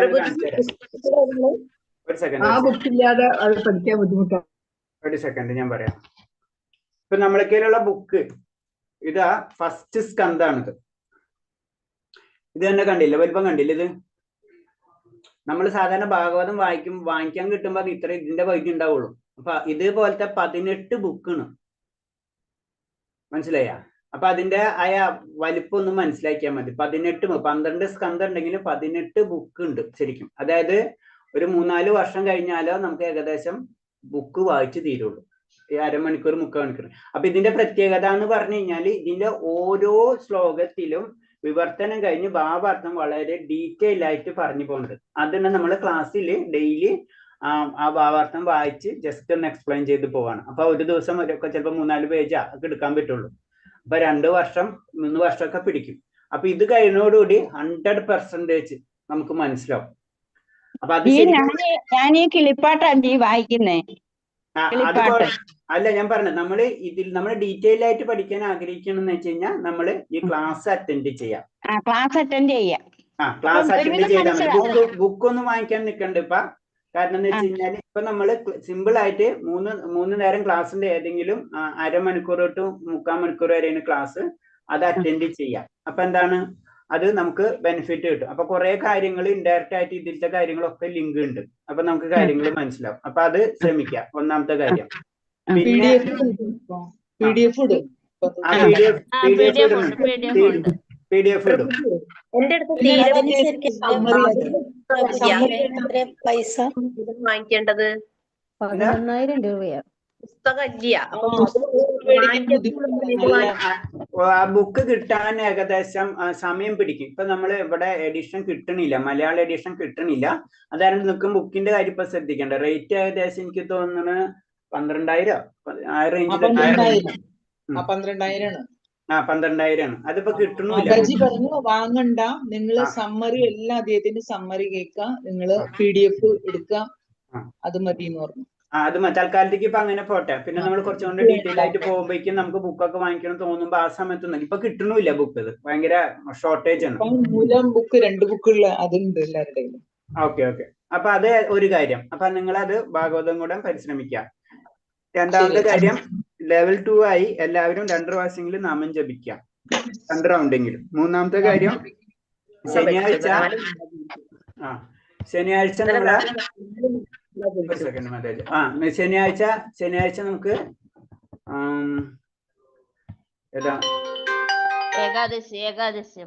അതെ ശനിയാഴ്ച ഏകാദശിയാണ്. അപ്പൊ മാതാജിക്ക് പേര് കൊടുക്കാം. എല്ലാവരും മാക്സിമം അറ്റൻഡ് ചെയ്യാം. ഒരു എത്ര ശ്ലോകം വായിക്കാൻ പറ്റണമെങ്കിൽ ശ്ലോകം വായിക്കാം. നമ്മൾ അത്രയും പെർഫെക്റ്റ് ആയിട്ടൊന്നും നമുക്ക് വായിക്കാൻ പറ്റണം നമ്മൾ ചിന്തിക്കണ്ട. 6 വരെ ആളായി സാറേ. പ്രഭുജി 6 വരെ ആളായി. കുഴപ്പമില്ല. 18 അധ്യായം ഉണ്ടല്ലോ. അപ്പൊ 7-ാമത്തെ എനിക്ക് അത്ര വായിക്കാൻ അറിയത്തില്ല. അപ്പൊ അറിയാവുന്ന അത്രയും വായിച്ചാൽ മതിയോ? മാതാജി നമുക്ക് അറിയാവുന്ന രീതിയിൽ വായിച്ചിരിക്കും, കുഴപ്പമൊന്നുമില്ല. അത് നമ്മൾ തന്നെയാണല്ലോ, ഇത് നമുക്ക് തന്നെയാണല്ലോ. ഭഗവാന് സമർപ്പണം എന്നുള്ള രീതിയിൽ നമ്മൾ എടുത്താൽ മതി. അല്ലാണ്ട് നമുക്ക് അതില് PhD എടുത്തിട്ട് നമുക്കൊന്നും കിട്ടാനില്ല അല്ലേ? നമുക്ക് അറിയാവുന്നവര് നല്ല രീതിയിൽ വായിക്കാതെ പിന്നെ നമ്മൾ പതുക്കെ ആയിക്കോളും. അപ്പൊ അത് വെച്ചിട്ട് പിറകിലേക്ക് പോകരുത് നമ്മൾ. അതാണ് അതിൽ എനിക്ക് അറിയില്ലല്ലോ, എനിക്ക് വായിക്കാൻ പറ്റില്ല നമ്മൾ ചിന്തിക്കേണ്ട. എല്ലാവരും ഏകാദശിക്ക് അത് നമ്മളൊരു റൊട്ടീനാണ്. നമ്മളിപ്പോ പറഞ്ഞില്ലേ ചില ഇപ്പൊ നമ്മൾ പറഞ്ഞില്ലേ നിയമങ്ങളിൽ ഒന്നാണത്. നമ്മളത് വായിച്ചിരിക്കണം. ഏകാദശി വ്രതങ്ങൾ നമ്മൾ എടുത്തിരിക്കണം. നമുക്ക് ചെയ്യാൻ പറ്റാവുന്ന രീതിയിൽ ഏകാദശി വ്രതങ്ങൾ എടുക്കാം. ഏകാദശി വ്രതത്തിന് ഏറ്റവും സിമ്പിൾ ആയിട്ടുള്ള മെത്തേഡ് എന്ന് പറഞ്ഞു കഴിഞ്ഞാല് അന്നത്തെ ദിവസം ധാന്യങ്ങൾ കഴിക്കാതിരിക്കുക. അത് നമുക്ക് ചെയ്യാൻ പറ്റും. അന്ന് ഇത്തിരി അരി കഴിക്കുക, അല്ലെങ്കിൽ ചോറ, അല്ലെങ്കിൽ അതും കഴിക്കാതിരിക്കാൻ പറ്റും. ധാന്യങ്ങൾ കഴിക്കാതിരിക്കാൻ പറ്റും. അത് മെഡിസിൻ ഉള്ളവരുണ്ടെങ്കിൽ അതും സ്റ്റോപ്പ് ചെയ്തോ, അതും ചെയ്യാൻ നിൽക്കണ്ട. അന്ന് ദിവസം കൂടുതൽ നാമം ജപിക്കുക. അപ്പൊ അല്ലാത്തൊരു ഏകാദശിക്ക് ദിവസം നമ്മൾ എന്ത് ചെയ്യാം, മാസത്തിൽ 2 പ്രാവശ്യം ഏകാദശി വരാം, അന്നത്തെ ദിവസം ധാന്യങ്ങൾ ഒഴിവാക്കാം. അത്ര ഇപ്പൊ ചെയ്താൽ മതി. പിന്നെ അങ്ങനെ സ്റ്റെപ്പ് ആയിട്ട് നമുക്ക് മുന്നിലേക്ക് പോകാൻ പറ്റും. പിന്നെ പ്രഭുജി ഈ ലിങ്കിൽ തന്നെയാണോ വരിക? ഇതിൽ തന്നെയാണോ വായിക്കേണ്ടത് ഈ ലിങ്കില്? അല്ല അത് ഗ്രൂപ്പിൽ ഇടും. അത് ഇതിലായിരിക്കും നമ്മളാ അത് ഗൂഗിൾ മീറ്റ് ആയിരിക്കും. ഗൂഗിൾ മീറ്റ് ആയിരിക്കും. ലിങ്ക് ഉണ്ടാവില്ല, ഗൂഗിൾ മീറ്റിലായിരിക്കും. അത് മോർണിംഗ് ഒക്കെ ഇതിൽ തന്നെ വായിക്കണതേ. മോർണിംഗ് അത് ചില സമയത്ത് ചില ലിങ്കിന്റെ ഓർമ്മ. കാരണം എന്ന് വെച്ച് കഴിഞ്ഞാൽ ഇത് അമ്പലത്തിൽ നിന്ന് വരുന്ന ലിങ്കുകൾ ഉണ്ടല്ല, ഇതിന് നമ്മൾ ഫണ്ട് അപ്പൊ അതിന് കുറെ ലിമിറ്റേഷൻസ് ഉണ്ട്. അപ്പൊ അത് കാരണം കൊണ്ട് ഇങ്ങനത്തെ കാര്യങ്ങൾക്ക് ചിലപ്പോ ഗൂഗിൾ മീറ്റ് ആയിരിക്കും. 99% ഗൂഗിൾ മീറ്റിൽ ഇടുള്ളൂ. കഴിഞ്ഞ ഏകാദശിക്ക് 2 മണി തൊട്ട് ഓൺ ചെയ്ത് വെച്ചിട്ട് ഒന്നും കണ്ടില്ല. 3 മണി ആയപ്പോഴാണ് ഗൂഗിൾ മീറ്റിൽ തുടങ്ങിയത്. പിന്നെ അപ്പൊ അത് തെറ്റിപ്പോയത്. അപ്പൊ ഗൂഗിൾ മീറ്റ് ഉണ്ട് കേട്ടാ. ഓക്കെ, അപ്പൊ ഗൂഗിൾ മീറ്റിൽ ലിങ്ക് ഇടും. അപ്പൊ എല്ലാവരും മാതാജിക്ക് പേര് കൊടുക്കുക. അറിയാവുന്ന ശ്ലോകം അറിയാവുന്ന അത് മാതാജിനോട് നോട്ട് ചെയ്തിട്ട് അന്ന് എല്ലാവരും 2 മണി തൊട്ട് തുടങ്ങും. ഒരു 4:30 വരെ ഉണ്ടാവും.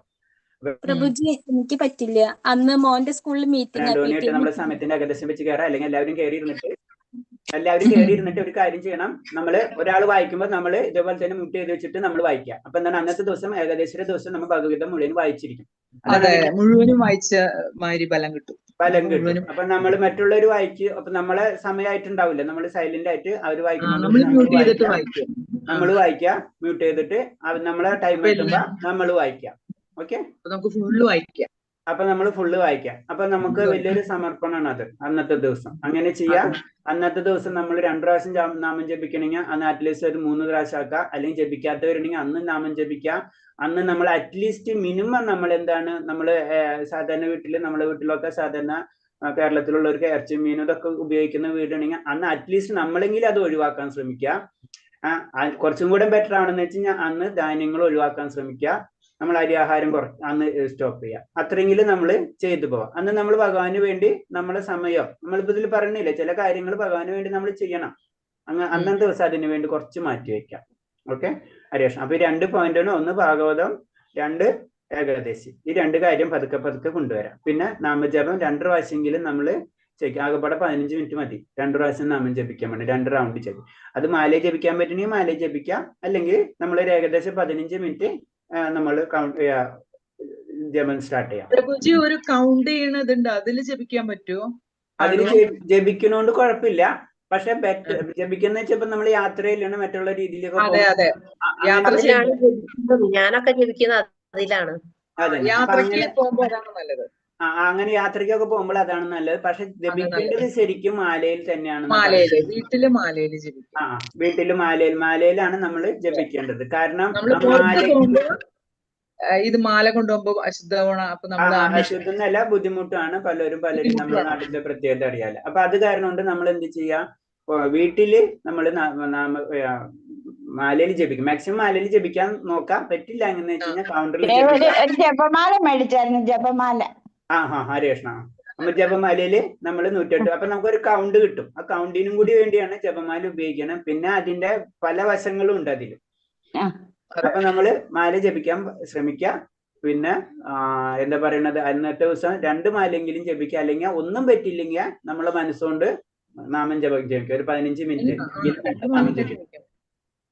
ഓക്കെ, അപ്പൊ 2 പോയിന്റ്സ് ആണ്. ഞാൻ അതൊന്ന് പറയാന്ന് വെച്ചിട്ടായിരുന്നു. അപ്പൊ മാതാജിക്ക് പേര് കൊടുക്കുക എല്ലാവരും. അതുപോലെ തന്നെ കാലത്തല്ല എപ്പോഴെങ്കിലുള്ള ടൈമില് ഭാഗവതത്തിന്റെ ക്ലാസ് ഇൻട്രസ്റ്റ് ഉള്ളവരുണ്ടെങ്കിൽ അതും മാതാജിക്ക് പേര് കൊടുക്കാം. ഹരേഷ്ണ. കാരണം നമ്മൾ ഒരേ ലെവലിൽ ഉയരുന്നോറും അതിനനുസരിച്ച് നമുക്ക് അത് കിട്ടണമല്ലേ. ഭഗവാന്റെ ഒരു കാരുണ്യം എപ്പോഴും പറയുന്നത് അത് തന്നെയാണല്ലോ. ഭാഗവതം കേൾക്കുന്ന നിയമ നിയമങ്ങളൊക്കെ അതിൽ പറയണ്ടല്ലോ. അപ്പൊ കിട്ടിക്കോളും. എല്ലാതും ഇൻഡയറക്റ്റ് ആയിട്ട് അതിലെല്ലാതും പറഞ്ഞു വരുന്നുണ്ട്. അപ്പൊ നമുക്ക് അത് കിട്ടുകയും ചെയ്യും. പിന്നെ അതെന്ന് പറഞ്ഞു കഴിഞ്ഞാൽ അത് ഭഗവാൻ, അത് പ്രത്യേകിച്ച് ഭഗവാന്റെ കഥകളാണല്ലോ കൂടുതൽ നമുക്ക് ശരിക്കും ഭഗവതിനിൽ ഇൻട്രസ്റ്റ് ആണ് ഭാഗവതം.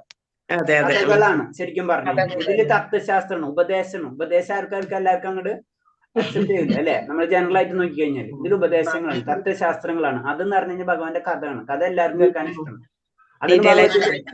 ഡീറ്റെയിൽ ആയിട്ടാണ് പറഞ്ഞു തരുന്നത്.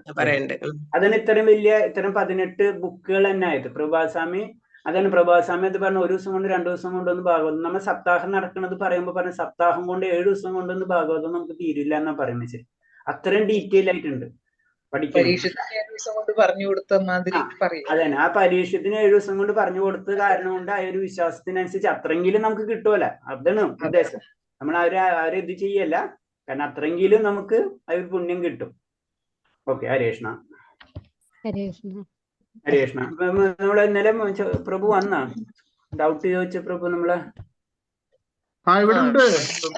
ഹരേ കൃഷ്ണ പ്രഭു പ്രഭു വീഡിയോ ഓൺ ചെയ്തിട്ടില്ലല്ലോ. പ്രഭുവിനെ കാണുന്നില്ല. ആ, ജനാർദ്ദനം പ്രഭു. ഹരേ കൃഷ്ണ. ഹരേ കൃഷ്ണ പ്രഭുജി. പ്രഭുവിനെ പല ക്ലാസ്സിലും പരിചയമുണ്ട്. ഹരേ കൃഷ്ണ. നമസ്തേ. ഹരേ കൃഷ്ണ. ഹരേ കൃഷ്ണ. അപ്പൊ നമ്മൾ ഇന്നലെ പ്രഭു പറഞ്ഞ അതൊന്നും കൂടി ഞാൻ ക്ലിയർ ചെയ്തേ. അഷ്ടാംഗ യോഗത്തിൽ പറഞ്ഞില്ലേ 8 സെക്ഷൻ ഉണ്ടെന്ന് പറഞ്ഞില്ലേ. അതിൽ ഫസ്റ്റ് പറഞ്ഞാണ് യമം. യമം എന്ന് പറഞ്ഞു കഴിഞ്ഞാൽ എന്താണ്? നമ്മള് ഉപേക്ഷിക്കേണ്ട കാര്യങ്ങൾ. യമ എന്ന് പറയുമ്പോൾ നമ്മൾ ഉപേക്ഷിക്കേണ്ട കാര്യങ്ങളാണ് യമയില് വരുന്നത്. നിയമ എന്ന് പറഞ്ഞു കഴിഞ്ഞാൽ നമ്മ പരിശീലിക്കേണ്ട കാര്യങ്ങള്. നിയമ എന്ന് പറഞ്ഞു കഴിഞ്ഞാൽ പരിശീലിക്കേണ്ട കാര്യങ്ങള്.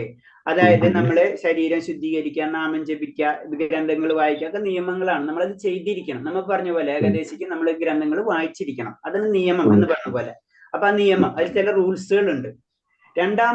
മൂന്നാമത്തെ ആസന, നമ്മളെ ഇരിക്കുന്ന രീതി അല്ലെ, ഓരോ പൊസിഷൻസ് ഉണ്ട്. നമ്മൾ നാമം ജപിക്കുന്ന രീതിയും നമ്മൾ അങ്ങനത്തെ പല പൊസിഷൻസ് ഉണ്ട്. ആ പൊസിഷനെ പറ്റി ഡീറ്റെയിൽ ആയിട്ടാണ് മെഡിറ്റേഷൻ ഇരിക്കുമ്പോൾ ഏത് രീതിയിൽ പൊസിഷൻസ് ഇരിക്കണം, അതെങ്ങനെയായിരിക്കും ബെറ്റർമെന്റിന് വരാം, അങ്ങനത്തെ ആസനകളാണ് കൂടുതലായിട്ട് അതിൽ വരുന്നത്. അതാണ് ആസന എന്ന് പറയുന്നത്.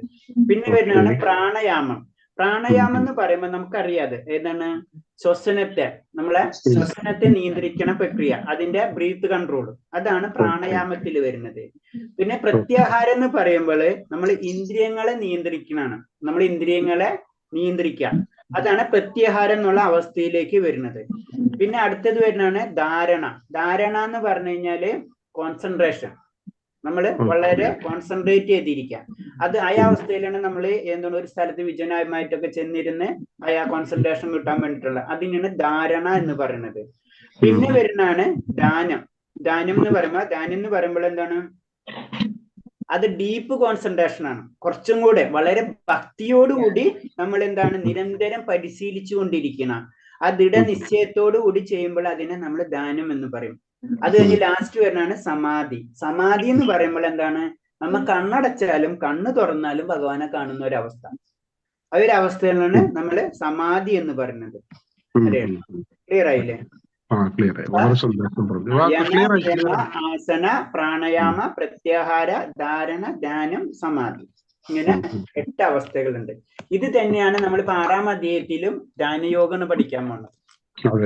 അത് അപ്പൊ ഒരു കാര്യം മനസ്സിലാക്കുക, അഷ്ടാംഗ യോഗവും വളരെ ഇമ്പോർട്ടന്റ് ആണ്. ധ്യാനയോഗം ചെയ്യാറുണ്ട് പ്രഭുജി. ഹരേ കൃഷ്ണ. അതൊക്കെ നല്ലതാണ്. പക്ഷെ അതുകൊണ്ട് നമ്മള് പെട്ടെന്ന് നമുക്ക് എന്താ പറയുന്നത്, കലിയുഗത്തിൽ അത് പെട്ടെന്ന് പ്രാക്ടിക്കൽ ആക്കാൻ വളരെ ബുദ്ധിമുട്ടാണെന്ന് മാത്രമേ ഉള്ളൂ. 10-30 വർഷം മുൻപേ തുടങ്ങിയതാ. ഓക്കെ ഓക്കെ, ഹരേ കൃഷ്ണ.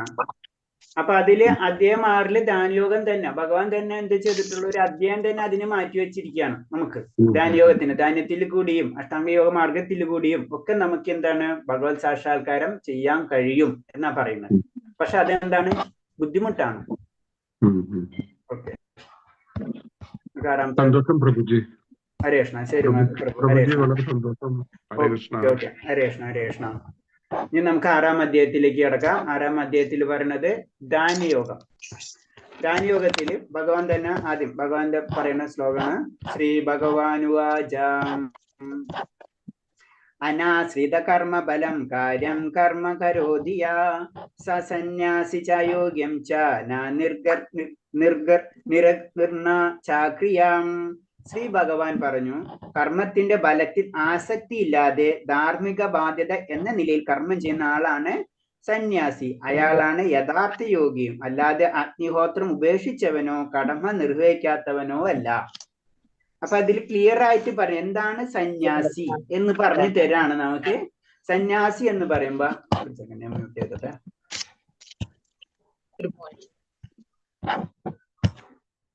സന്യാസി എന്ന് പറയുമ്പോൾ കർമ്മത്തിൽ ആസക്തി ഇല്ലാതിരിക്കുക, എന്നാൽ ഒരു ധാർമ്മികം നമ്മൾ ചില കാര്യങ്ങൾ നമുക്ക് ചെയ്യേണ്ടതുണ്ട് അല്ലെ, അങ്ങനെ അനുസരിച്ച് ചെയ്യുക. അല്ലാതെ അഗ്നിഹോത്രം, ഇപ്പൊ നമ്മള് സാധാരണ നമ്മൾ അഗ്നിഹോത്രം എന്ന് പറഞ്ഞു കഴിഞ്ഞാൽ പണ്ട്, അതായത് വളരെ ഇതില് നമ്മള് എല്ലാ വീട്ടുകളിലും അഗ്നി കുണ്ടലം അതൊക്കെ ഉണ്ടായിരിക്കും. അങ്ങനെ ഒരു നമ്മ ഗൃഹസ്ഥരാണെങ്കിലും നമുക്ക് നമ്മുടേതായിട്ടുള്ള രീതികളും ചടങ്ങുകളും ഒക്കെ ഉണ്ട് നമുക്ക് അല്ലെ. ഇപ്പൊ നമ്മൾ ജനറൽ ആയിട്ട് പറഞ്ഞ നമ്മൾ വിളക്ക് കത്തിക്കാന്നുള്ള ഒരു കൺസെപ്റ്റ് അവിടെ നിന്ന് വന്നിട്ടുള്ളതാണ്. അപ്പൊ എന്താണ്, അങ്ങനെ അഗ്നിഹോത്രം ഉപേക്ഷിച്ചവനോ അത് വേണ്ടാന്ന് വെക്കും, ഒന്നെല്ലാതും വേണ്ടാന്ന് വെച്ചിട്ടുള്ള രീതിയല്ല സന്യാസി എന്ന് പറഞ്ഞു തരികയാണ്. ഇന്ദ്രിയങ്ങളെയും മനസ്സിനെയും നിയന്ത്രിക്കാനുള്ള ഒരു മാർഗമാണ് അഷ്ടാംഗ യോഗ പദ്ധതി. അഷ്ടാംഗ യോഗം എന്ന് പറഞ്ഞത് എന്താണ്, ഇന്ദ്രിയങ്ങളെയും മനസ്സിനെയും നിയന്ത്രിക്കാം. അത് കഴിഞ്ഞിട്ടാണ് നമ്മൾ എന്താണ് ഭക്തിയിലേക്ക് കടക്കുന്നത്. കാരണം ഇത് നിയന്ത്രിക്കാതെ ഭക്തിയിലേക്ക് കടക്കാൻ കഴിയില്ല. അതാണ് ഇതിൽ പറഞ്ഞു തരുന്നത്, ഏത് ധ്യാനയോഗത്തിൽ പറഞ്ഞു തരുന്നത്. കൃഷ്ണാവബോധത്തോടെ ചെയ്യുന്ന കർമ്മം താരതമ്യേന വിശിഷ്ടമെന്നും ഭഗവാൻ ഉദ്ബോധിക്കുന്നു. അപ്പൊ എന്താണ് ഉദ്ബോധിക്കുന്നു, അതായത് പറഞ്ഞത് ഇത്രേ ഉള്ളൂ. നമ്മൾ ചെയ്യുന്ന എല്ലാ കർമ്മങ്ങളും എന്താണ്, കൃഷ്ണ അവബോധത്തോടുകൂടി നമ്മൾ ചെയ്തിരിക്കണം. കൃഷ്ണാവബോധത്തോടെ ചെയ്യുന്ന കർമ്മമാണ് പൂർണ്ണതയുടെ മാനദണ്ഡം. സ്വാർത്ഥ താല്പര്യം ഉപേക്ഷിച്ച് പരംപുരുഷന്റെ സംതൃപ്തിക്ക് കർമ്മങ്ങൾ അനുഷ്ഠിക്കുന്ന ജീവസത്തയാണ് യഥാർത്ഥ സന്യാസിയും യഥാർത്ഥ യോഗിയും. അപ്പൊ യോഗി എന്ന് പറഞ്ഞാലും ഭക്തൻ എന്ന് പറഞ്ഞാലും സന്യാസി എന്ന് പറഞ്ഞാലും അൾട്ടിമേറ്റ് അതിന്റെ ആ പോയിന്റ് എന്ന് പറയുമ്പോൾ എന്താണ്, സ്വന്തം താല്പര്യങ്ങൾ ഉണ്ടാവില്ല. ഇപ്പൊ നമ്മളെ രീതിയിൽ നമ്മൾ വിചാരിക്കും, നമ്മളിപ്പോ ഭഗവാന്റെ അടുത്തെന്ന് പറയുമ്പോൾ ഭഗവാന്റെ ലോകത്തിലേക്ക് കടക്കാനൊക്കെ നമ്മൾ ആഗ്രഹിക്കുന്നുണ്ടല്ല, അത് തന്നെ ഒരു സാർത്ഥതയല്ലേ അല്ലെ. നമ്മളിപ്പോ ഇത്രയും ചിന്തിക്കുന്നുണ്ട്, നമ്മൾ പറയും സ്വർഗ്ഗലോകം ഒക്കെ ശരിയല്ല, അതൊക്കെ പെട്ടെന്ന് നമ്മൾ സ്വർഗ്ഗലോകത്തിൽ പോകാൻ തന്നെ നമ്മൾ ആഗ്രഹിക്കണം, അവിടെങ്കിലും പോയാൽ മതി എന്നാണ് നമ്മളെ ചിന്താഗതി അല്ലേ. അപ്പൊ അതെന്ന് പറഞ്ഞാൽ അത് ഒരു സ്വാർത്ഥ താല്പര്യം, ഇതൊക്കെ ഉപേക്ഷിക്കാവുന്ന ഒരു അവസ്ഥ. അതായത് മുക്തിപദം നമുക്ക് കിട്ടും, അതായത് ഉയർന്നു വരുമ്പോൾ സിദ്ധികൾ കിട്ടും. പലതരം സിദ്ധികളുണ്ട്, പലതരം മുക്തികളുണ്ട്, പലതരം ലോകങ്ങളുണ്ട്, ഉയർന്ന ലോകങ്ങളുണ്ട്. ഇതൊക്കെ നമ്മളെ ആഗ്രഹം നമ്മൾക്കിൽ ഉണ്ടായി കഴിഞ്ഞാൽ നമ്മൾ എന്താണ്, പരിപൂർണ സന്യാസാവസ്ഥയിലോ യോഗ്യാവസ്ഥയിലോ ആവില്ല.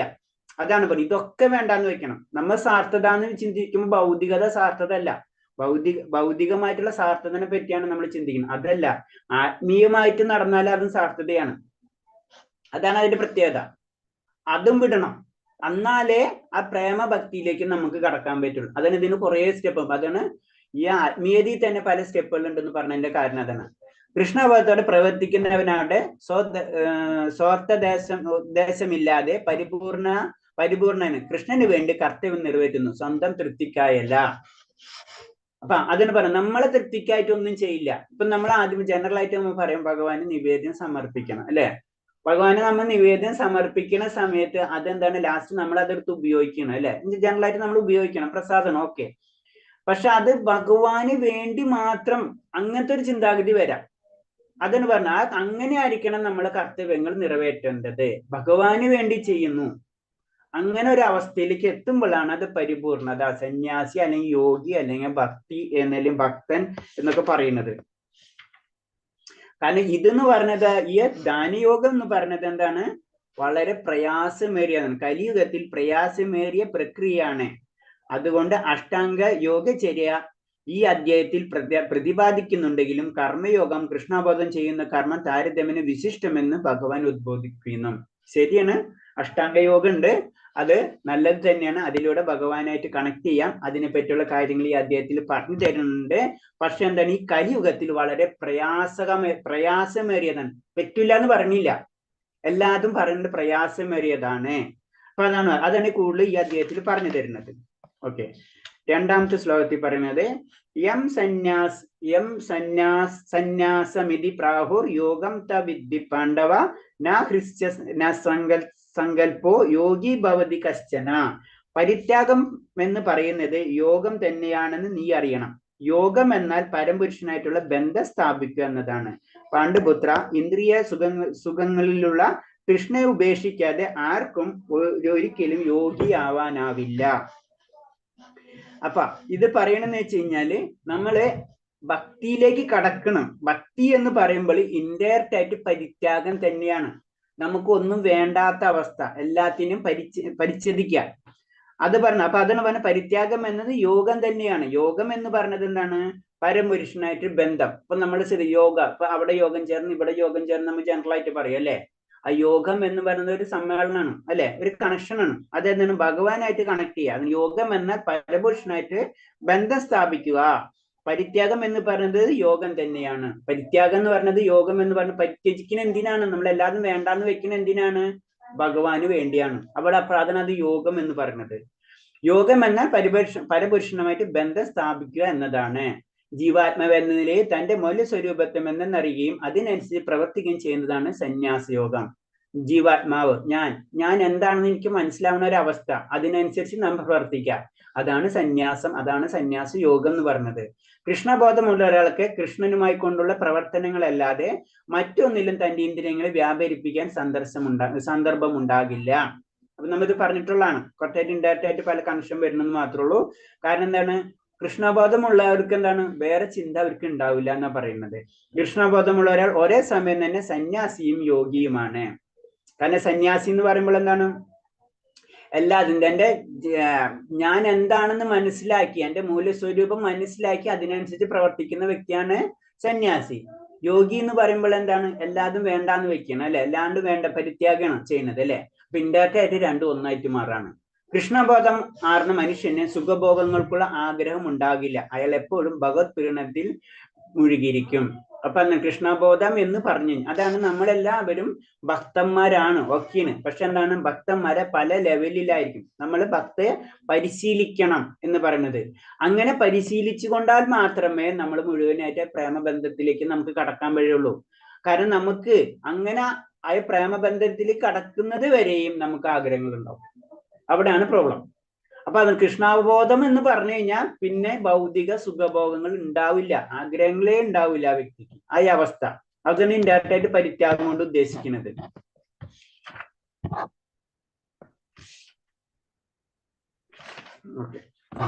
ശ്ലോകം. ആരുരുഷോർമുനർ യോഗം കർമ്മകാരണമുച്യതേ യോഗരൂഢസ്യ തസ്സൈവ സമകാരണമുച്യതേ. അഷ്ടാംഗ യോഗ പദ്ധതിയിൽ പ്രാരംഭകനായ സാധകന് കർമ്മമെത്രേ മാർഗം. യോഗസിദ്ധിയിൽ ഉയർന്നവനാട്ടെ എല്ലാ ഭൗതിക പ്രവർത്തനങ്ങളുടെയും നിരോധനമാണ് ഉപായം. അപ്പൊ എന്താണ്? ആദ്യത്തെ ലെവൽ ഇപ്പൊ അഷ്ടാംഗ യോഗത്തിൽ നമ്മൾ പറഞ്ഞല്ലേ, പ്രാണയാമം അല്ല നിയമം അല്ലെങ്കിൽ നിയമം. അപ്പൊ അതിൽ ചില കാര്യങ്ങൾ ചെയ്യണം, അല്ലെ. അതാണ് പറഞ്ഞ പ്രാരംഭകനെ എന്ന് പറഞ്ഞു. അവന് ചില കാര്യങ്ങൾ ചെയ്യണം. ചെയ്യാൻ പാടില്ലാത്ത കാര്യങ്ങൾ ചെയ്യാൻ പാടില്ല, ചെയ്യാൻ പാടുള്ള കാര്യങ്ങൾ ചെയ്യണം. അപ്പൊ അവിടെ ഒരു കർമ്മം നടക്കുന്നുണ്ട്. അതാണ് പറഞ്ഞത് പ്രാരംഭകനായ സാധകന് കർമ്മമാണ് മാർഗം. പിന്നെ ഉയർന്നവനായിട്ട് അതിൽ ഉയർന്നു വരുമ്പോൾ എന്താണ്? എല്ലാതും. അതാണ് നമ്മൾ ലാസ്റ്റ് എന്താണ് ധാരണ ദാനം എന്നൊക്കെ പറഞ്ഞിട്ട് വരുന്നത്, അല്ലെ. അവിടെ എത്തുമ്പോഴേക്കും എന്താണ്? എല്ലാതും വേണ്ടാന്ന് വെക്കുന്ന ഒരു അവസ്ഥയിലേക്ക് ഉയരും എന്നാണ് പറയുന്നത്. യോഗം എന്ന് പറയുന്നത് അത്യുന്നതമായ ആത്മസാക്ഷാത്കാരം നേടാനുള്ള കോണിയായി അതിനെ കണക്കാക്കാം. അപ്പൊ എന്താണ്? അഷ്ടാംഗ യോഗം അല്ലെങ്കിൽ യോഗം എന്ന് പറയുമ്പോൾ ഒരു കോണിയാണ്. അതിന് നമ്മൾ പല സ്റ്റെപ്പായിട്ട് ഇപ്പൊ അഷ്ടാംഗ യോഗത്തിൽ ഒരു സ്റ്റെപ്പായിട്ടാണ് നമ്മൾ കയറിപ്പോണത്. ഫസ്റ്റ് ചെല്ലുന്നവർക്ക് അങ്ങനെ പെട്ടെന്ന് ഇരുന്നിട്ട് എന്താ പറഞ്ഞ സമാധി പൊസിഷനിലേക്ക് ആവാൻ പറ്റില്ല, അല്ലെ. അവരോട് ചില കാര്യങ്ങൾ നിബന്ധനകൾ പറയും, അതിനനുസരിച്ച് കയറും. പിന്നെ അടുത്ത സ്റ്റെപ്പ്, പിന്നെ ഇപ്പൊ പറഞ്ഞ പോലെ തന്നെ പ്രാണായാമം എന്താണെങ്കിലും അതിങ്ങനെ സ്റ്റെപ്പായിട്ട് കയറും. അതിനാണ് ഒരു കോണി എന്ന് പറയുന്നത്. അതിനെ 3ആയി വിഭജിക്കാം. ഇതിന് ഓരോ ഭാഗത്തിന് ജ്ഞാനയോഗം, ദാനയോഗം, ഭക്തിയോഗം എങ്ങനെ കൊടുക്കാം. അതിന് ജനറൽ ആയിട്ട് ഇത് വേറെ സെക്ഷൻ, ഇത് നമ്മൾ പഠിക്കുന്ന രീതി അഷ്ടാംഗ യോഗം. നമ്മൾ ജനറൽ ആയിട്ട് അതിനെ തിരിച്ചു കഴിഞ്ഞാൽ അതിനൊന്ന് ജ്ഞാനയോഗം ഉണ്ട്, ദാനയോഗം ഉണ്ട്, ഭക്തിയോഗം ഉണ്ട്. 3ആയിട്ട് അതിനെ ജനറൽ ആയിട്ട് തിരിച്ചിരിക്കുന്നത്. ദാന പരിശീലനത്തിന് തികച്ചു വിജയിച്ച ഒരാൾക്ക് മനുഷ്യക്ഷോഭങ്ങളിൽ നിന്നെല്ലാം മുക്തി ലഭിക്കും. അപ്പൊ എന്താണ് അതില്? കാരണം ഇത് ദാനം പരിശീലിക്കുന്ന എന്തിനാണ്? നമ്മൾ പറഞ്ഞ പോലെ തന്നെ ദാനം പരിശീലിക്കുന്ന ഇന്ദ്രിയങ്ങളിൽ നിന്നുള്ള വിടുതൽ, അല്ലെ. ഇന്ദ്രിയങ്ങളിൽ നിന്ന് വിടുതൽ ഉണ്ടായി കഴിഞ്ഞാൽ തന്നെ നമുക്ക് മനുഷ്യക്ഷോഭം ഉണ്ടാവില്ല എന്നാ പറയുന്നത്. അടുത്ത ശ്ലോകം. യഥാ ഹീനേന്ദ്രിയാദേശു ന കർമ്മസ്സുനു ജഷ്യതേ സർവസങ്കൽപ്പ സന്യാസി യോഗാരൂഢസ്തദോച്യതേ. ഭൗതിക തൃഷ്ണകളെല്ലാം ത്യജിച്ച് ഇന്ദ്രിയ സുഖങ്ങൾക്ക് വേണ്ടിയോ ബലം ഉദ്ദേശിച്ചോ യാതൊന്നും പ്രവർത്തിക്കാതെ ആളെ യോഗാരൂഢൻ എന്ന് പറയാം. അപ്പൊ യോഗാരൂഢൻ ഒന്നും കൂടെ ചില വേർഡുകൾ പറഞ്ഞു തരാണ്. യോഗാരൂഢൻ എന്ന് പറഞ്ഞു കഴിഞ്ഞാല് കാരണം എല്ലാ ഭൗതികമായിട്ടുള്ള ആഗ്രഹങ്ങൾ വേണ്ടാന്ന് വെക്കുക, പിന്നെ യാതൊരു ബലം പ്രതീക്ഷിക്കാതെ കാര്യങ്ങൾ ചെയ്യാം, അയാളെയാണ് യോഗാരൂഢൻ. അതായത് യോഗയിൽ തന്നെ ഉയർന്ന പൊസിഷൻ. അത്ര നാം മനസ്സിലാക്കാം. ഭൗതിക തൃഷ്ണങ്ങളെല്ലാം ത്യജിച്ച് ഇന്ദ്രിയ സുഖങ്ങൾക്ക് വേണ്ടിയോ ബലം ഉദ്ദേശിച്ച് യാതൊന്നും പ്രവർത്തിക്കത്താളെ യോഗാരൂഢൻ എന്ന് പറയാം. കൃഷ്ണബോധത്തിൽ ഒരാൾ ഏത് കർമ്മവും കൃഷ്ണന് പ്രീതിക്കായി കൊണ്ട് ചെയ്യാവുന്നത്. അങ്ങനെ ഇന്ദ്രിയ സുഖാഭിലാഷത്തിൽ നിന്ന് തികഞ്ഞും ഒഴിഞ്ഞു നിൽക്കാൻ സാധിക്കും. നമ്മൾ എന്തുകൊണ്ടാണ് ഭഗവാന്റെ കാര്യങ്ങൾ ചെയ്യണം എന്ന് പറഞ്ഞത്? അത് ഇൻഡയറക്റ്റ് ആയിട്ട് നമ്മൾ നമ്മൾ ഇന്ദ്രിയങ്ങളെ നമ്മൾ മാറ്റാണ് ചെയ്യുന്നത്. വളരെ സിമ്പിൾ ആയിട്ട് ഞാൻ പറയാം. ഇപ്പൊ നമ്മളിപ്പോ ഈ 1 മണിക്കൂർ നമ്മൾ ക്ലാസ് കാണണം അല്ലെ, ഭഗവാന്റെ കാര്യങ്ങൾ ശ്രദ്ധിച്ചു. നമ്മൾ അതേ സമയം ഫ്രീ ആണെങ്കിലോ നമ്മൾ വേറെ എന്തെങ്കിലും ആക്ടിവിറ്റിയിൽ ഇൻവോൾവ് ആവും അല്ലെ. അതാണ് ഇന്ദ്രിയങ്ങള് നമ്മൾ അതിന് കൊടുക്കുകയാണ് ചെയ്യുന്നത്, മറ്റുള്ള ആക്ടിവിറ്റീസ്. അപ്പൊ നമ്മൾ ഈ 1 മണിക്കൂർ എന്ത് ചെയ്ത് ഭഗവാന് വേണ്ടി നമ്മൾ ഉപയോഗിക്കുകയാണ് ചെയ്യുന്നത്. അതാണ് ശരിക്കും കൃഷ്ണാബോധം, അതാണ് ഭക്തി എന്ന് പറഞ്ഞത്. അങ്ങനെയാണ് നമ്മളെ ഇന്ദ്രിയങ്ങളെ എൻഗേജ് ചെയ്യണം, ഇൻഡയറക്റ്റ് ആയിട്ട് പറഞ്ഞു കഴിഞ്ഞാൽ. അല്ലെങ്കിൽ ഇന്ദ്രിയങ്ങൾ അവിടെ ഇടയ്ക്കൊക്കെ പാഞ്ഞുകൊണ്ടിരിക്കും. അതിനെ പിടിച്ചുകൊണ്ട് വന്നിട്ട് ഒരു ടൈമിൽ നമ്മൾ ഇതിലേക്ക് കൊണ്ടുവരാണ്. അത്രയെങ്കിലും നമ്മൾ ചെയ്യണം. അടുത്ത ശ്ലോകം. ഉദ്ധരേ ആത്മനാത്മാനം നാത്മാനം അവസദായതേ ആത്മൈവ ആത്മനോ ബന്ധുരാത്മൈവ പരിപുരാത്മനാം. മനുഷ്യൻ മനസ്സിന്റെ സഹായത്തോടെ സ്വയം ഉദ്ധരിക്കണം, അധപ്പതിക്കരുത്. ബദ്ധനായ ആത്മാവിനെ തന്റെ മനസ്സെത്ര ബന്ധു അത് തന്നെയാണ് ശത്രു. അപ്പൊ നമ്മളെ മനസ്സാണ് എല്ലാത്തിന്റെയും കാരണം. അത് നമ്മൾ ഒരു പ്രാവശ്യം പറഞ്ഞിട്ടുണ്ട്. കാരണം എന്ന് വെച്ച് കഴിഞ്ഞാൽ ഈ മനസ്സിനെ നിയന്ത്രിച്ചു കഴിഞ്ഞാൽ പിന്നെ നമുക്ക് എല്ലാതും കിട്ടി. മനസ്സിനെ നിയന്ത്രിക്കുക ചഞ്ചലം, ഇത് കൃഷ്ണ എന്ന് ആര് പറയുന്നുണ്ട്? അർജുനൻ പറയുന്നുണ്ട്. കാരണം മനസ്സിനെ നിയന്ത്രിക്കുക എന്ന് പറഞ്ഞത് അത്ര ഈസി അല്ല, അത് ശരിയാണ്. പക്ഷെ നമ്മ മനസ്സിനെ നിയന്ത്രിച്ചിരിക്കണം, അതാണ് പറഞ്ഞത്. മനുഷ്യൻ മനസ്സിന്റെ സഹായത്തോടെ സ്വയം ഉദ്ധരിക്കണം. അതൊക്കെ മനസ്സിന്റെ സഹായമില്ലാതെ നമുക്ക് ഉയർച്ചയിലേക്ക് കടക്കാനും കഴിയില്ല.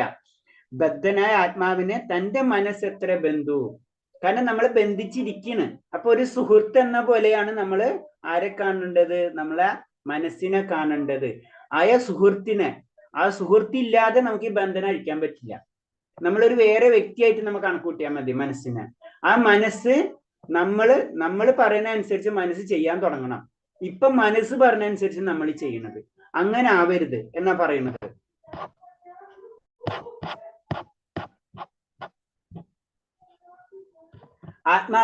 ആത്മാവിന് തന്റെ മനസ്സെത്ര ബന്ധു അത് തന്നെയാണ് ശത്രു.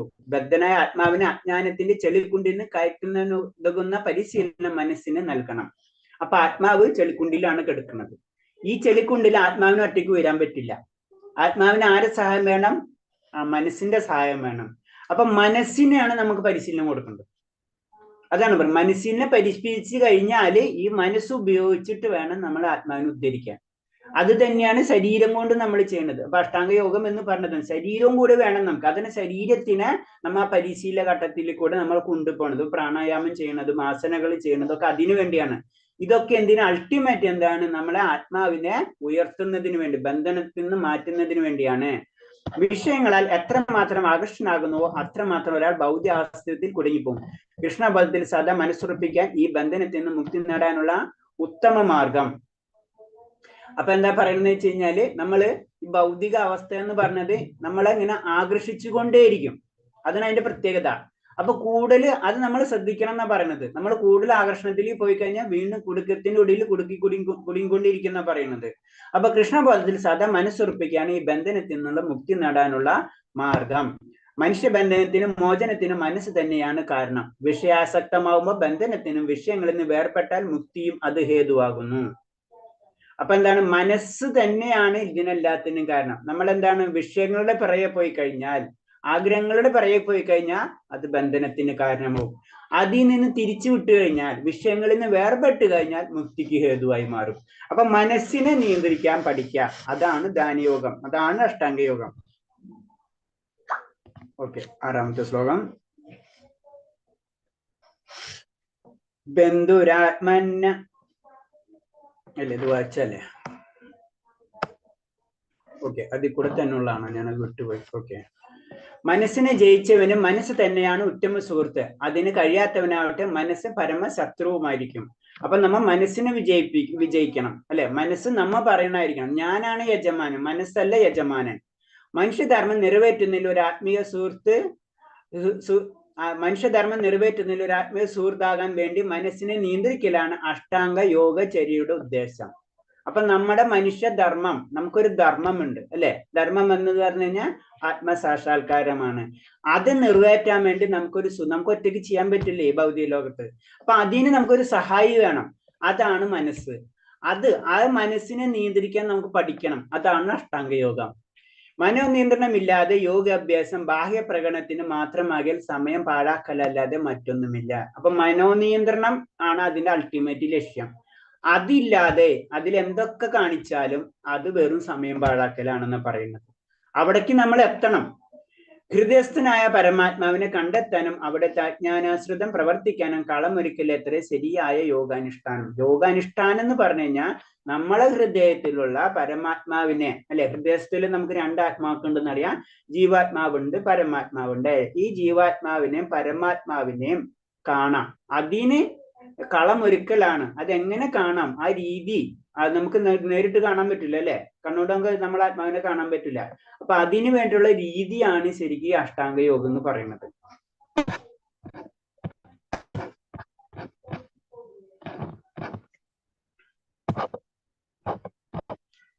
അടുത്ത ശ്ലോകം. ജിതാത്മാ പ്രശാന്തസ്യ പരമാത്മ സമാഹിത ശീതോഷ്മ സുഖദുഃഖേഷു തഥാ മാനപമാനയോ. മനസ്സിനെ കീഴടക്കാൻ ശാന്തി നേടുകയാൽ പരമാത്മാവിനെ പ്രാപിച്ചു കഴിഞ്ഞു. അങ്ങനെയുള്ള ആൾക്ക് തണുപ്പും ചൂടും സുഖവും ദുഃഖവും മാനവും അപമാനവും എല്ലാം ഒന്നുപോലെയാണ്. അപ്പൊ മനസ്സിനെ കീഴടക്കുക, അതാണ് ധ്യാനയോഗം, അതാണ് അഷ്ടാംഗയോഗം. അങ്ങനെ ആയിക്കഴിഞ്ഞാൽ അത് പറഞ്ഞതില്ല, സമാധി എന്ന് പറഞ്ഞ പൊസിഷൻ അല്ലെ? കണ്ണ് തുറക്കുമ്പോഴും കണ്ണടയ്ക്കുമ്പോഴും ഭഗവാനെ കാണുന്ന അവസ്ഥ. അപ്പൊ മനസ്സിന് അതാണ് നമ്മൾ ശ്രദ്ധിച്ചാലറിയാം. നമ്മൾ അഷ്ടാംഗയോഗം ചെയ്യുമ്പോൾ അയാള് ധ്യാനം എന്ന് പറയുമ്പോൾ എന്താണ്, പകുതി കണ്ണ് തുറന്ന് പകുതി കണ്ണടച്ചിരിക്കുന്ന അവസ്ഥ. എന്ന് കണ്ണടച്ചെല്ലാം ഉറങ്ങിപ്പോകും. കണ്ണ് തുറന്നു കഴിഞ്ഞാൽ ബാഹ്യ ലോകമായിട്ട് ബന്ധപ്പെടും. ഇതിന്റെ രണ്ടിന്റെ ഇടയിലുള്ള ഒരു അവസ്ഥ, അതാണ് ആ സമാധി അവസ്ഥ എന്നുകൊണ്ട് ഉദ്ദേശിക്കുന്നത്. അപ്പൊ അങ്ങനെ വരണം നമ്മൾ ചെയ്യണം. അപ്പൊ മനസ്സിനെ കീഴടക്കിയവൻ ശാന്തി നേടുകയാൽ പരമാത്മാവിനെ പ്രാപിച്ചു കഴിഞ്ഞു. അങ്ങനെയുള്ള ആൾക്ക് തണുപ്പും ചൂടും സുഖ ദുഃഖവും മാനവും അപമാനവും എല്ലാതും ഒന്ന് തന്നെയാണ്. ആ വ്യക്തിക്ക് പിന്നെ പ്രത്യേകിച്ച് ഒന്നുമില്ല. കാരണം എന്താണ്, പരമാത്മാവിനെ പ്രാപിച്ചു, പരമാത്മാവ് എന്താണെന്ന് മനസ്സിലാക്കി കഴിഞ്ഞു. അപ്പൊ നമുക്ക് എന്താണ്, ഈ പുറമെയുള്ള ശരീരമായിട്ടുള്ള ബന്ധപ്പെട്ട ഒരു കാര്യവും നമുക്ക് കണക്ട് ചെയ്യില്ല എന്നാണ് പറയുന്നത്. മനസ്സിനെ കീഴടക്കാൻ ശാന്തി നേടുകയാൽ അത് കഴിഞ്ഞു. നമ്മള് കൃഷ്ണബോധത്തിൽ ഒരാൾക്ക് ഈ അതീന്ദ്രാവസ്ഥ ഉടനെ കൈവരുന്നത് കൊണ്ട് ആ ഭക്തൻ സുഖദുഃഖങ്ങൾ, ശീതോഷ്മങ്ങൾ എന്നീ ദ്വന്ദ്ങ്ങൾ ഉള്ള ഭൗതിക ജീവിതത്തിലെ ദ്വന്ദ്ങ്ങളെ ബാധിക്കില്ല. അപ്പൊ എന്താണ് ഈ കൃഷ്ണാവബോധം? ഭക്തന്റെ പ്രത്യേകത എന്ന് പറഞ്ഞാൽ, ഭക്തൻ എന്താണ്, ഇത് കമ്പാരിറ്റീവ്ലി സ്പീഡിൽ കിട്ടും നമുക്ക്. ഇത് ഷോർട്ടസ്റ്റ് ആണ്. നമ്മൾ പറയില്ല, ഒരു ലിഫ്റ്റ്, അവിടെ കോണിപ്പടി ഉണ്ട്, നമ്മൾ കോണിപ്പടി സ്റ്റെയറും ഉണ്ട് ലിഫ്റ്റും ഉണ്ട്. നമ്മൾ എന്താ ചെയ്യാ? ലിഫ്റ്റിൽ പോകും അല്ലെ? കാരണം പെട്ടെന്ന് എത്താം. ഇത് തന്നെയാണ് കൃഷ്ണാബോധം. നമുക്ക് വേറെ മെത്തേഡ് ഉണ്ട്. നമുക്ക് വേണമെങ്കിൽ സ്റ്റെയർ കേസ് കോണിൽ കൂടെ നമുക്ക് കയറി പോവാം. പക്ഷെ എന്താണ്, ലിഫ്റ്റ് ഉണ്ട് തൊട്ടടുത്ത്, നമ്മൾ ലിഫ്റ്റ് ഉപയോഗിക്കാൻ പരിശീലിക്കുക. അതാണ് കൃഷ്ണാബോധം, അതാണ് ഭക്തിയോഗം എന്ന് പറയുന്നത്. അപ്പൊ അവർക്ക് പെട്ടെന്ന് ഉന്നതിയിലേക്ക് കടക്കാൻ കഴിയും. പിന്നെ അടുത്ത ശ്ലോകം.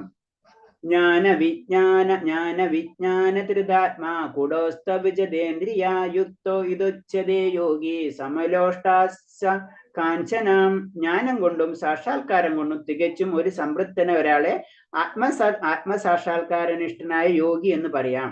ആത്മസംയമനായ അയാൾ അഭൗതികയിൽ സ്ഥിതി ചെയ്യുന്നു. അയാൾ ദൃഷ്ടിയിൽ കല്ലും മണ്ണും സ്വർണവും ഒന്നുപോലെ തന്നെ. ആ അവസ്ഥയിലേക്ക് എത്തുമ്പോഴുള്ള പ്രത്യേകതകളാണ് അതൊക്കെ. കാരണം പിന്നെ അയാൾക്ക് എന്താണ്, കല്ലും മണ്ണും സ്വർണ്ണമൊക്കെ ഒരേപോലെ തോന്നുന്ന പറയുന്നത്. ഒരേപോലെ തോന്നുന്ന പറഞ്ഞ കാഴ്ചയല്ല, അത് ഇത്രയും വാല്യൂ ഉള്ള അതിനൊക്കെ. സ്വർണം കണ്ടാലും അതുകൊണ്ട് ഇത്രയും ചെയ്യാൻ പറ്റുള്ളൂ. അങ്ങനെ ഒരു അവസ്ഥയിലേക്ക് ആ വ്യക്തി എത്തിയിട്ടുണ്ടാവും. പരമസത്യത്തെ സാക്ഷാത്കരിക്കാതെ പുസ്തകങ്ങളിൽ നിന്നുണ്ടാകുന്ന ജ്ഞാനം നിഷ്പ്രയോജനമാണ്. അതാണ് നമ്മൾ കുറെ ബുക്കുകൾ പറയുന്നുണ്ട്. കുറെ ബുക്കുകൾ, ആത്മീയ ബുക്കുകളൊന്നും കുറെ വായിക്കേണ്ട ആവശ്യമില്ല. വായിക്കണോണ്ട് പ്രശ്നമില്ല എന്നല്ല, അത്തരം നമുക്ക് ബേസിക് ആയിട്ടുള്ള 3-4 ഗ്രന്ഥങ്ങൾ വായിക്കുന്നതോടുകൂടി എന്താ കാര്യങ്ങൾ നമുക്ക് മനസ്സിലാക്കി കഴിഞ്ഞു. പിന്നെ നമ്മൾ അതിൽ പ്രാക്ടീസ് ആണ് ചെയ്യേണ്ടത്. അല്ലാണ്ട് നമ്മൾ കുറെ നോളജ് ഉണ്ടാക്കിയിട്ട് നമുക്ക് കാര്യമില്ല എന്നാ പറഞ്ഞത്. അതാണ് പറഞ്ഞത്, പുസ്തകത്തിൽ നിന്നുണ്ട് ജ്ഞാനം നിഷ്പ്രയോജനം. പരമസത്യത്തെ, നമ്മുടെ ലക്ഷ്യം പരമസത്യമാണ്. അതിന്റെ കാര്യങ്ങൾ ചെയ്യുക, അതിന് വേണ്ടിയിട്ടുള്ള ഗ്രന്ഥങ്ങൾ പഠിക്കുക. എല്ലാതും നമ്മളിങ്ങനെ എല്ലാതും ഇങ്ങനെ നമ്മൾ പഠിച്ചുകൊണ്ടിരുന്നിട്ട് നമ്മൾ എന്താണ് ലാസ്റ്റ് നമുക്ക് കൺഫ്യൂസ് ആവും. സത്യം പറഞ്ഞു കഴിഞ്ഞാൽ അതാണ് പ്രശ്നം. കാരണം നമ്മൾ ആ ലെവലിലുള്ള ആചാര്യന്മാർ ലെവലിലുള്ളവരല്ല നമ്മൾ, നമുക്ക് ആകെ പ്രശ്നങ്ങൾ വരും. അതാണ് ലിമിറ്റഡ് ആയിട്ടുള്ള കാര്യങ്ങൾ. അത് നമ്മൾ പറയുന്നത് ഭഗവത ഭാഗവതം, അത് മതി ബേസിക് ആയിട്ടുള്ള കാര്യത്തിൽ പറഞ്ഞു കഴിഞ്ഞാൽ. കാരണം അതിൽ നിന്ന് തന്നെ നമുക്ക് കുറെ കാര്യങ്ങൾ മനസ്സിലാവും. കൃഷ്ണബോധത്തിന്റെ ശാസ്ത്രമാണ് ഭഗവത്ഗീത. കൃഷ്ണന്റെ കരുണ മൂലം ജ്ഞാനത്തെ സാക്ഷാത്കരിച്ച ആളാണ് കൃഷ്ണ അവബോധമാർന്ന ഭക്തൻ. പിന്നെ അതീന്ദ്ര ജ്ഞാനി തന്റെ ഉത്തമ വിശ്വാസത്തിൽ ഉറച്ചു നിൽക്കുകയും വെറും പണ്ഡിത്തമുള്ളവൻ എളുപ്പത്തിൽ വ്യാമോദരാകുകയും പ്രത്യക്ഷ വൈരുദ്ധ്യങ്ങൾ അമ്പരന്ന് പോവുകയും ചെയ്താക്കാം. കൃഷ്ണനെ സ്വയം സമർപ്പിതനാകിയാൽ തികച്ച നിയന്ത്രിത മനസ്കനാണ്. ഭൗതിക പാണ്ഡിത്യം കൊണ്ട് അയാൾക്ക് യാതൊരു ആവശ്യമില്ലാത്തതിനാൽ ഇന്ദ്രിയത്തിന് അതീതനുമാണ്. അപ്പൊ ഭൗതിക പാണ്ഡിത്യം അതീന്ദ്രിയ, ഇപ്പൊ നമ്മളെ രീതിയിൽ പറഞ്ഞു കഴിഞ്ഞാൽ ആത്മീയ ഗ്രന്ഥങ്ങളൊക്കെ നമുക്ക് പാണ്ഡിത്യത്തിൽ കൂട്ടാം. അങ്ങനെ മുഴുവൻ ആ പാണ്ഡിത്യം കൊണ്ടൊന്നും ആത്മസാക്ഷാത്കാരം കിട്ടണമെന്നില്ല. ആത്മസാക്ഷാത്കാരം കിട്ടണമെങ്കിൽ എന്താണ്? ഭഗവാന് സ്വയം സമർപ്പിച്ച വ്യക്തികളായിരിക്കും. അപ്പൊ സ്വയം സമർപ്പിച്ച വ്യക്തികൾക്ക് പിന്നെയാണ് ഭൗതിക പാണ്ഡിത്യത്തിന്റെ ആവശ്യമില്ല. ഈ ഭൗതിക പാണ്ഡിത്യം എന്തിനാ ചെയ്യുന്നത്? ആത്മസാക്ഷാത്കാരത്തിന് വേണ്ടിയിട്ടുള്ളതാണ്. അപ്പൊ ആത്മസാക്ഷാത്കാരം ആ ഭക്തി മാത്രം ഉള്ളിൽ നടക്കുന്ന വ്യക്തികൾക്ക് നമുക്കറിയാം. പല എന്താണ് ഭക്തന്മാരെ പറ്റി ഇപ്പൊ പൂന്താനത്തിന്റെ കഥ തന്നെ അറിയാം അല്ലെ? പൂന്താനത്തിന് അങ്ങനത്തെ ഇതില്ല. അപ്പൊ എന്താണ്? പൂന്താനം എഴുതിയത് ഫൈനലാണ്, അങ്ങനെയാണ് ഭഗവാൻ പറയുന്നത്. അതിൽ തെറ്റില്ല.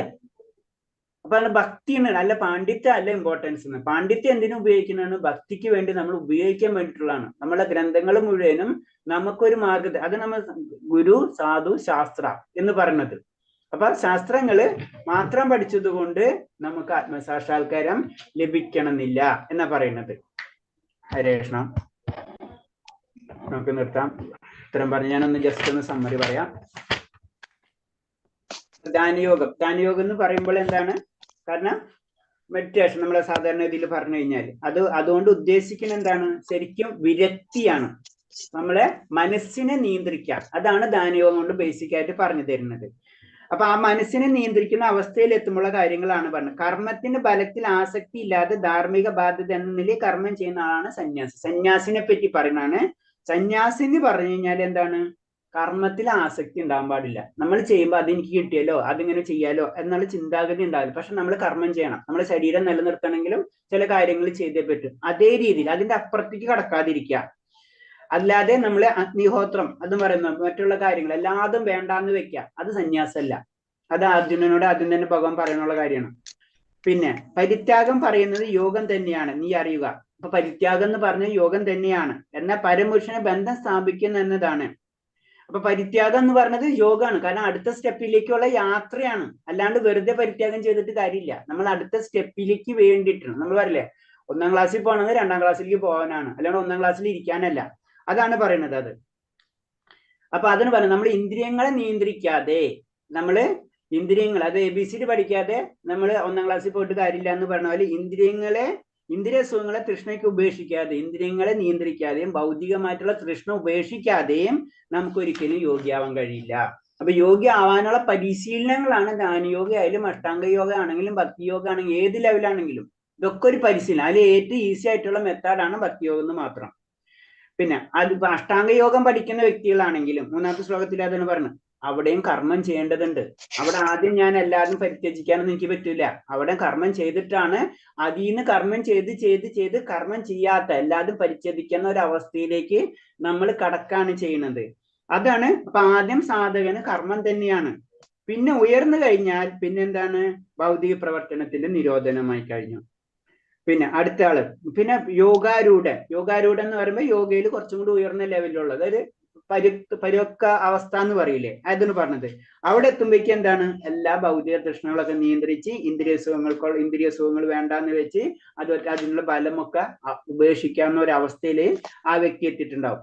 പിന്നെ ഇതിനൊക്കെ നമ്മൾ എന്ത് ചെയ്യണം? അതിനു വേണ്ടി ഈ അവസ്ഥയിലേക്ക് കടക്കണമെങ്കിൽ ഈ മനസ്സ് എന്ന് പറഞ്ഞൊരു കാര്യമുണ്ട് നമ്മളിൽ, അതിനെ നിയന്ത്രിക്കണം. ഈ മനസ്സാണ് നമ്മളെ ബന്ധുവും ശത്രുവും. അപ്പൊ നമുക്ക് മനസ്സിനെ ശത്രുവാക്കി എടുക്കാം, ബന്ധുവാക്കി എടുക്കാം. ഈ ബന്ധുവാക്കി എടുക്കുന്ന രീതിയാണ് നമ്മള് ധ്യാനയോഗം എന്ന് പറയുന്നത്. കാരണം മനസ്സിനെ ജയിച്ചവനെ മനസ്സ് തന്നെയാണ് ഉത്തമ സുഹൃത്ത് എന്ന് പറയുന്നത്. അപ്പൊ മനസ്സിനെയാണ് നമ്മൾ ജപിക്കേണ്ടത്. നമ്മൾ സിമ്പിൾ ആയിട്ട് പറഞ്ഞു കഴിഞ്ഞാൽ ആനനെ മെരുക്കിയെടുക്കണ പോലെ. ആന നമ്മൾ പെട്ടെന്ന് വലിയൊരു സംഭവമാണ് ആനനെ മെരുക്കാന്ന് പറഞ്ഞത്. പക്ഷെ ആന മെരുക്കിയെടുത്താലോ നമുക്ക് എങ്ങനെ വേണമെങ്കിലും ആനനെ ഉപയോഗിക്കാം. ഇത് തന്നെ ഇങ്ങനെ മെരുക്കിയെടുത്ത് ഈ മനസ്സുകൊണ്ട് മാത്രമേ നമുക്ക് എന്താണ് അടുത്ത സ്റ്റെപ്പിലേക്ക് കയറാൻ പറ്റുള്ളൂ. മനസ്സിനെ നമുക്ക് വിട്ടുകളയാൻ പറ്റില്ല. അപ്പൊ മനസ്സിനെ നിയന്ത്രിക്കാം, അതാണ് ധ്യാനയോഗത്തിന്റെ പോയിന്റ് എന്ന് പറയുന്നത്. പിന്നെ അങ്ങനെ മനസ്സിനെ കീഴടക്കി കഴിഞ്ഞാൽ പിന്നെ ശാന്തി കിട്ടിയിരിക്കും. ഫസ്റ്റ് വലിയൊരു സ്റ്റെപ്പ് കഴിഞ്ഞു, പിന്നെ നമ്മൾ വിജയിച്ചിരിക്കും. അതന്നെ പരമാത്മാവിനെ പ്രാപിച്ചു കഴിഞ്ഞു എന്ന് പറയുന്നത്. മനസ്സിനെ കീഴടക്കുവാൻ പരമാത്മാവിനെ, കാരണം അത്രയും വലിയ ശക്തി നമ്മുടെ കയ്യിൽ വന്നു കഴിഞ്ഞു. പിന്നെ നമുക്ക് നമ്മളെ കൺട്രോളിലാണ് എല്ലാ കാര്യം. അവിടെ എത്തുമ്പോ ചൂട്, തണുപ്പ്, ദുഃഖം, സുഖം, കാരണം എന്താണ്, ഭൗതികത വിട്ടു കഴിഞ്ഞു. നമുക്ക് മനസ്സിലാണ് ശരീരമല്ല ഞാൻ, ആത്മാവാണ് ഞാൻ എന്നുള്ള ഒരവസ്ഥയിലേക്ക് നമ്മൾ എത്താണ്. പിന്നെ അങ്ങനെ അവസ്ഥയിൽ എത്തിക്കഴിഞ്ഞാൽ ആ വ്യക്തിക്ക് കല്ലും മണ്ണും സ്വർണ്ണവും ഒക്കെ ഒരേപോലെ തോന്നുന്ന പറയുന്നത്. ഹരേ കൃഷ്ണ. ഇത്തരം പറഞ്ഞതിൽ എന്തെങ്കിലും ഡൗട്ട് ഉണ്ടെങ്കിൽ ചോദിക്കാം.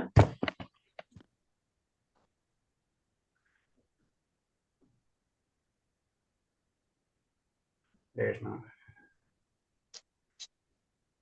ഹരേ കൃഷ്ണ പ്രഭുജി. ഓക്കെ മാതാജി. നമ്മളെ എല്ലാം ത്യജിക്കാൻ പറയുന്നുണ്ടല്ലോ. അപ്പൊ നമ്മള് പ്രാർത്ഥിക്കാനും പറയുന്നുണ്ടല്ലോ, നമ്മളെ ആവശ്യങ്ങൾ നമ്മളെ ദൈവത്തോട് പറയണമെന്ന് പറയുന്നുണ്ടല്ലോ. അതായത് നമ്മൾ പല സ്റ്റെപ്പുകളിൽ കൂടിയാണ് നമ്മൾ കയറി പോണത്. നമ്മളിപ്പോ ഞാൻ സിമ്പിൾ ആയിട്ട് പറഞ്ഞ 1ാം ക്ലാസ്സിലുള്ള കുട്ടിനോട് പറഞ്ഞ പോലെയല്ല 10ാം ക്ലാസ്സിലുള്ള കുട്ടിനോട് പറയാം. ഇത് നമ്മൾ അവിടെ നിന്ന് ഇവിടുത്തെ കേട്ട കാരണം കൊണ്ട് നമുക്ക് ഇത് ആകെ കൺഫ്യൂസ്. ഇതാണ് ശരി, അതാണ് ശരി, നമുക്ക് പ്രശ്നം വരുന്നത്. മനസ്സിലായി? അതില് ഭഗവാനോട് ആദ്യം നമ്മൾ പറഞ്ഞത്, നമ്മൾ ദുഃഖം ഉണ്ടാക്കി കഴിഞ്ഞാൽ നമ്മൾ ആരോടാണ് പറയേണ്ടത്? ഭഗവാനോട് തന്നെയാണ് അല്ലേ? ആഗ്രഹം ഉണ്ടെങ്കിൽ ആരോടാണ് പറയേണ്ടത്? ഭഗവാനോട് തന്നെയാണ് അല്ലേ? അത് നമ്മളെ ഭക്തിയിലെ ഫസ്റ്റ് നമ്മൾ അത് ആദ്യത്തിൽ നിങ്ങൾ ജസ്റ്റ് ടച്ച് ചെയ്ത് പോയിട്ടുണ്ടാവും. കാരണം എന്ന് വെച്ച് കഴിഞ്ഞാല് അതില് ഇത് പറയുന്നുണ്ടല്ലോ, സുഹൃതികളെ കൂട്ടത്തിൽ വരുന്നതാണ്. സുഹൃതികൾ നമ്മൾ പറയാം, 4 തരം സുഹൃതികളെ പറ്റി പറയുന്നുണ്ട് അല്ലെ? 4 തരം സുഹൃതികളിൽ വരുന്നതാണ്. ദുഃഖമുള്ളപ്പോ ഭഗവാനെ വിളിക്കുന്നവര് സുഹൃതിയാണ്. അങ്ങനത്തെ ഒരു സുഹൃത്തിക്കോ പിന്നെ ഭക്തിയിലേക്ക് കടക്കാനേ പറ്റുള്ളൂ. അപ്പൊ അത് തെറ്റൊന്നല്ല, ഒരു തെറ്റുമല്ല. പക്ഷെ നമ്മളെ ലെവല് കുറച്ച് താഴെയാണെന്ന് മാത്രമേ ഉള്ളൂ. നമ്മൾ അതിൽ നിന്ന് ഉയരണമെന്നാ പറയുന്നത്. അത് തെറ്റല്ല. അതെ, അപ്പൊ അത് ഒരു തെറ്റുമില്ല. ഭഗവാനെ തന്നെയാണ് വിളിക്കേണ്ടത്. അത് ആ ബന്ധം നമ്മൾ മറന്നു പോണ കാരണം കൊണ്ടാണ് നമുക്ക് പ്രശ്നങ്ങൾ വരുന്നെന്നാ പറയുന്നത്. ഹരേ കൃഷ്ണ. അതിലല്ലേ നമ്മളിപ്പോ ധ്രുവ മഹാരാജാവിന്റെ ധ്രുവ മഹാരാജ എന്തിനാ പോയത് ശരിക്കും? അതെ അതെ, അത്രയും ചിന്തിച്ചാൽ മതി. ധ്രുവ മഹാരാജ് പരമാത്മാവ് സാക്ഷാത്കാരത്തിനോ ഭഗവാൻ സാക്ഷാത്കാരത്തിനോ ഒന്നല്ല പോയത്. ധ്രുവ മഹാരാജ് രാജകൊട്ടാരം കിട്ടാൻ രാജാവാണെന്ന് വിചാരിച്ചിട്ടാ പോയത് അല്ലേ? കുന്തി മാതാവ്. ഭാഗവതത്തിന്റെ ലിങ്ക് ഒന്ന് നമുക്ക് വിട്ടുതരുമോ? ഭാഗവതത്തിന്റെ ലിങ്ക് ഒന്ന് ഇട്ടുതരുമോ? ഇട്ടുതരും. പിന്നെ അവിടെ ചെന്നിട്ട് ഭഗവാനെ കാണുന്നതോടുകൂടി അപ്പൊ ആ അവസ്ഥ എത്തി. പിന്നെ ഇതൊന്നും അല്ല എന്ന് മനസ്സിലാവാണ് ശരി ധ്രുവ മഹാരാജ്. അങ്ങനെ എല്ലാ കഥകളും അങ്ങനെ തന്നെയാണ്. ഹരേഷ്ണ. ഓക്കെ, എനിക്ക് മെസ്സേജ് ഇട്ട ഹരേഷ്ണ മാതാജി, എനിക്ക് മെസ്സേജ് ഇട്ടാൽ മതി, ലിങ്ക് ഇട്ട് തരാം. ഓ ഓക്കെ മാതാജി, എല്ലാവർക്കും ഇട്ടെടുത്തോ? എല്ലാവർക്കും വേണ്ടേ? ഒന്നിച്ചിടാം. എന്നാല് ലിങ്ക് ഇതിലിട്ടോ. ഗ്രൂപ്പിലിടാൻ ആവശ്യമുള്ളവർക്ക് മെസ്സേജ് അയച്ചാൽ ഇട്ട് തരാമെന്നാണ് മാതാജി പറഞ്ഞിരിക്കുന്നത്. എനിക്ക് ആവശ്യമുള്ളത് എനിക്ക് പേഴ്സണലായിട്ട് മെസ്സേജ് ഇടുക. ജൂലി മാതാജി, നമുക്കല്ലാതെ തന്നെ ഈ സൂമിൽ കയറി കിട്ടുന്നുണ്ടല്ലോ. ഈ സൂമിൽ 5:45 രാവിലെ കിട്ടുന്നുണ്ട്. ഇതിൽ കയറിയാൽ മതി. അത് 5:40. അതെന്താന്ന് വെച്ച് കഴിഞ്ഞാല് മതി, ഞാൻ ഒരു സെക്കൻഡ് ഞാനൊന്ന് ഇത് ചെയ്തോട്ടെ, ഞാൻ കാര്യം പറഞ്ഞുതരാം. അതായത് ഒരു സെക്കൻഡ് ഞാനൊന്ന് ഇത് ചെയ്തോട്ടെ, ക്ലോസ് ചെയ്തോട്ടെ. കാരണം എന്ന് വെച്ച് കഴിഞ്ഞാല് ഭാഗവതം എന്ന് പറയുമ്പോൾ നമ്മൾ ഓപ്പൺ ആയിട്ട് ഇങ്ങനെ പബ്ലിക് ആയിട്ടുള്ള കുറച്ച്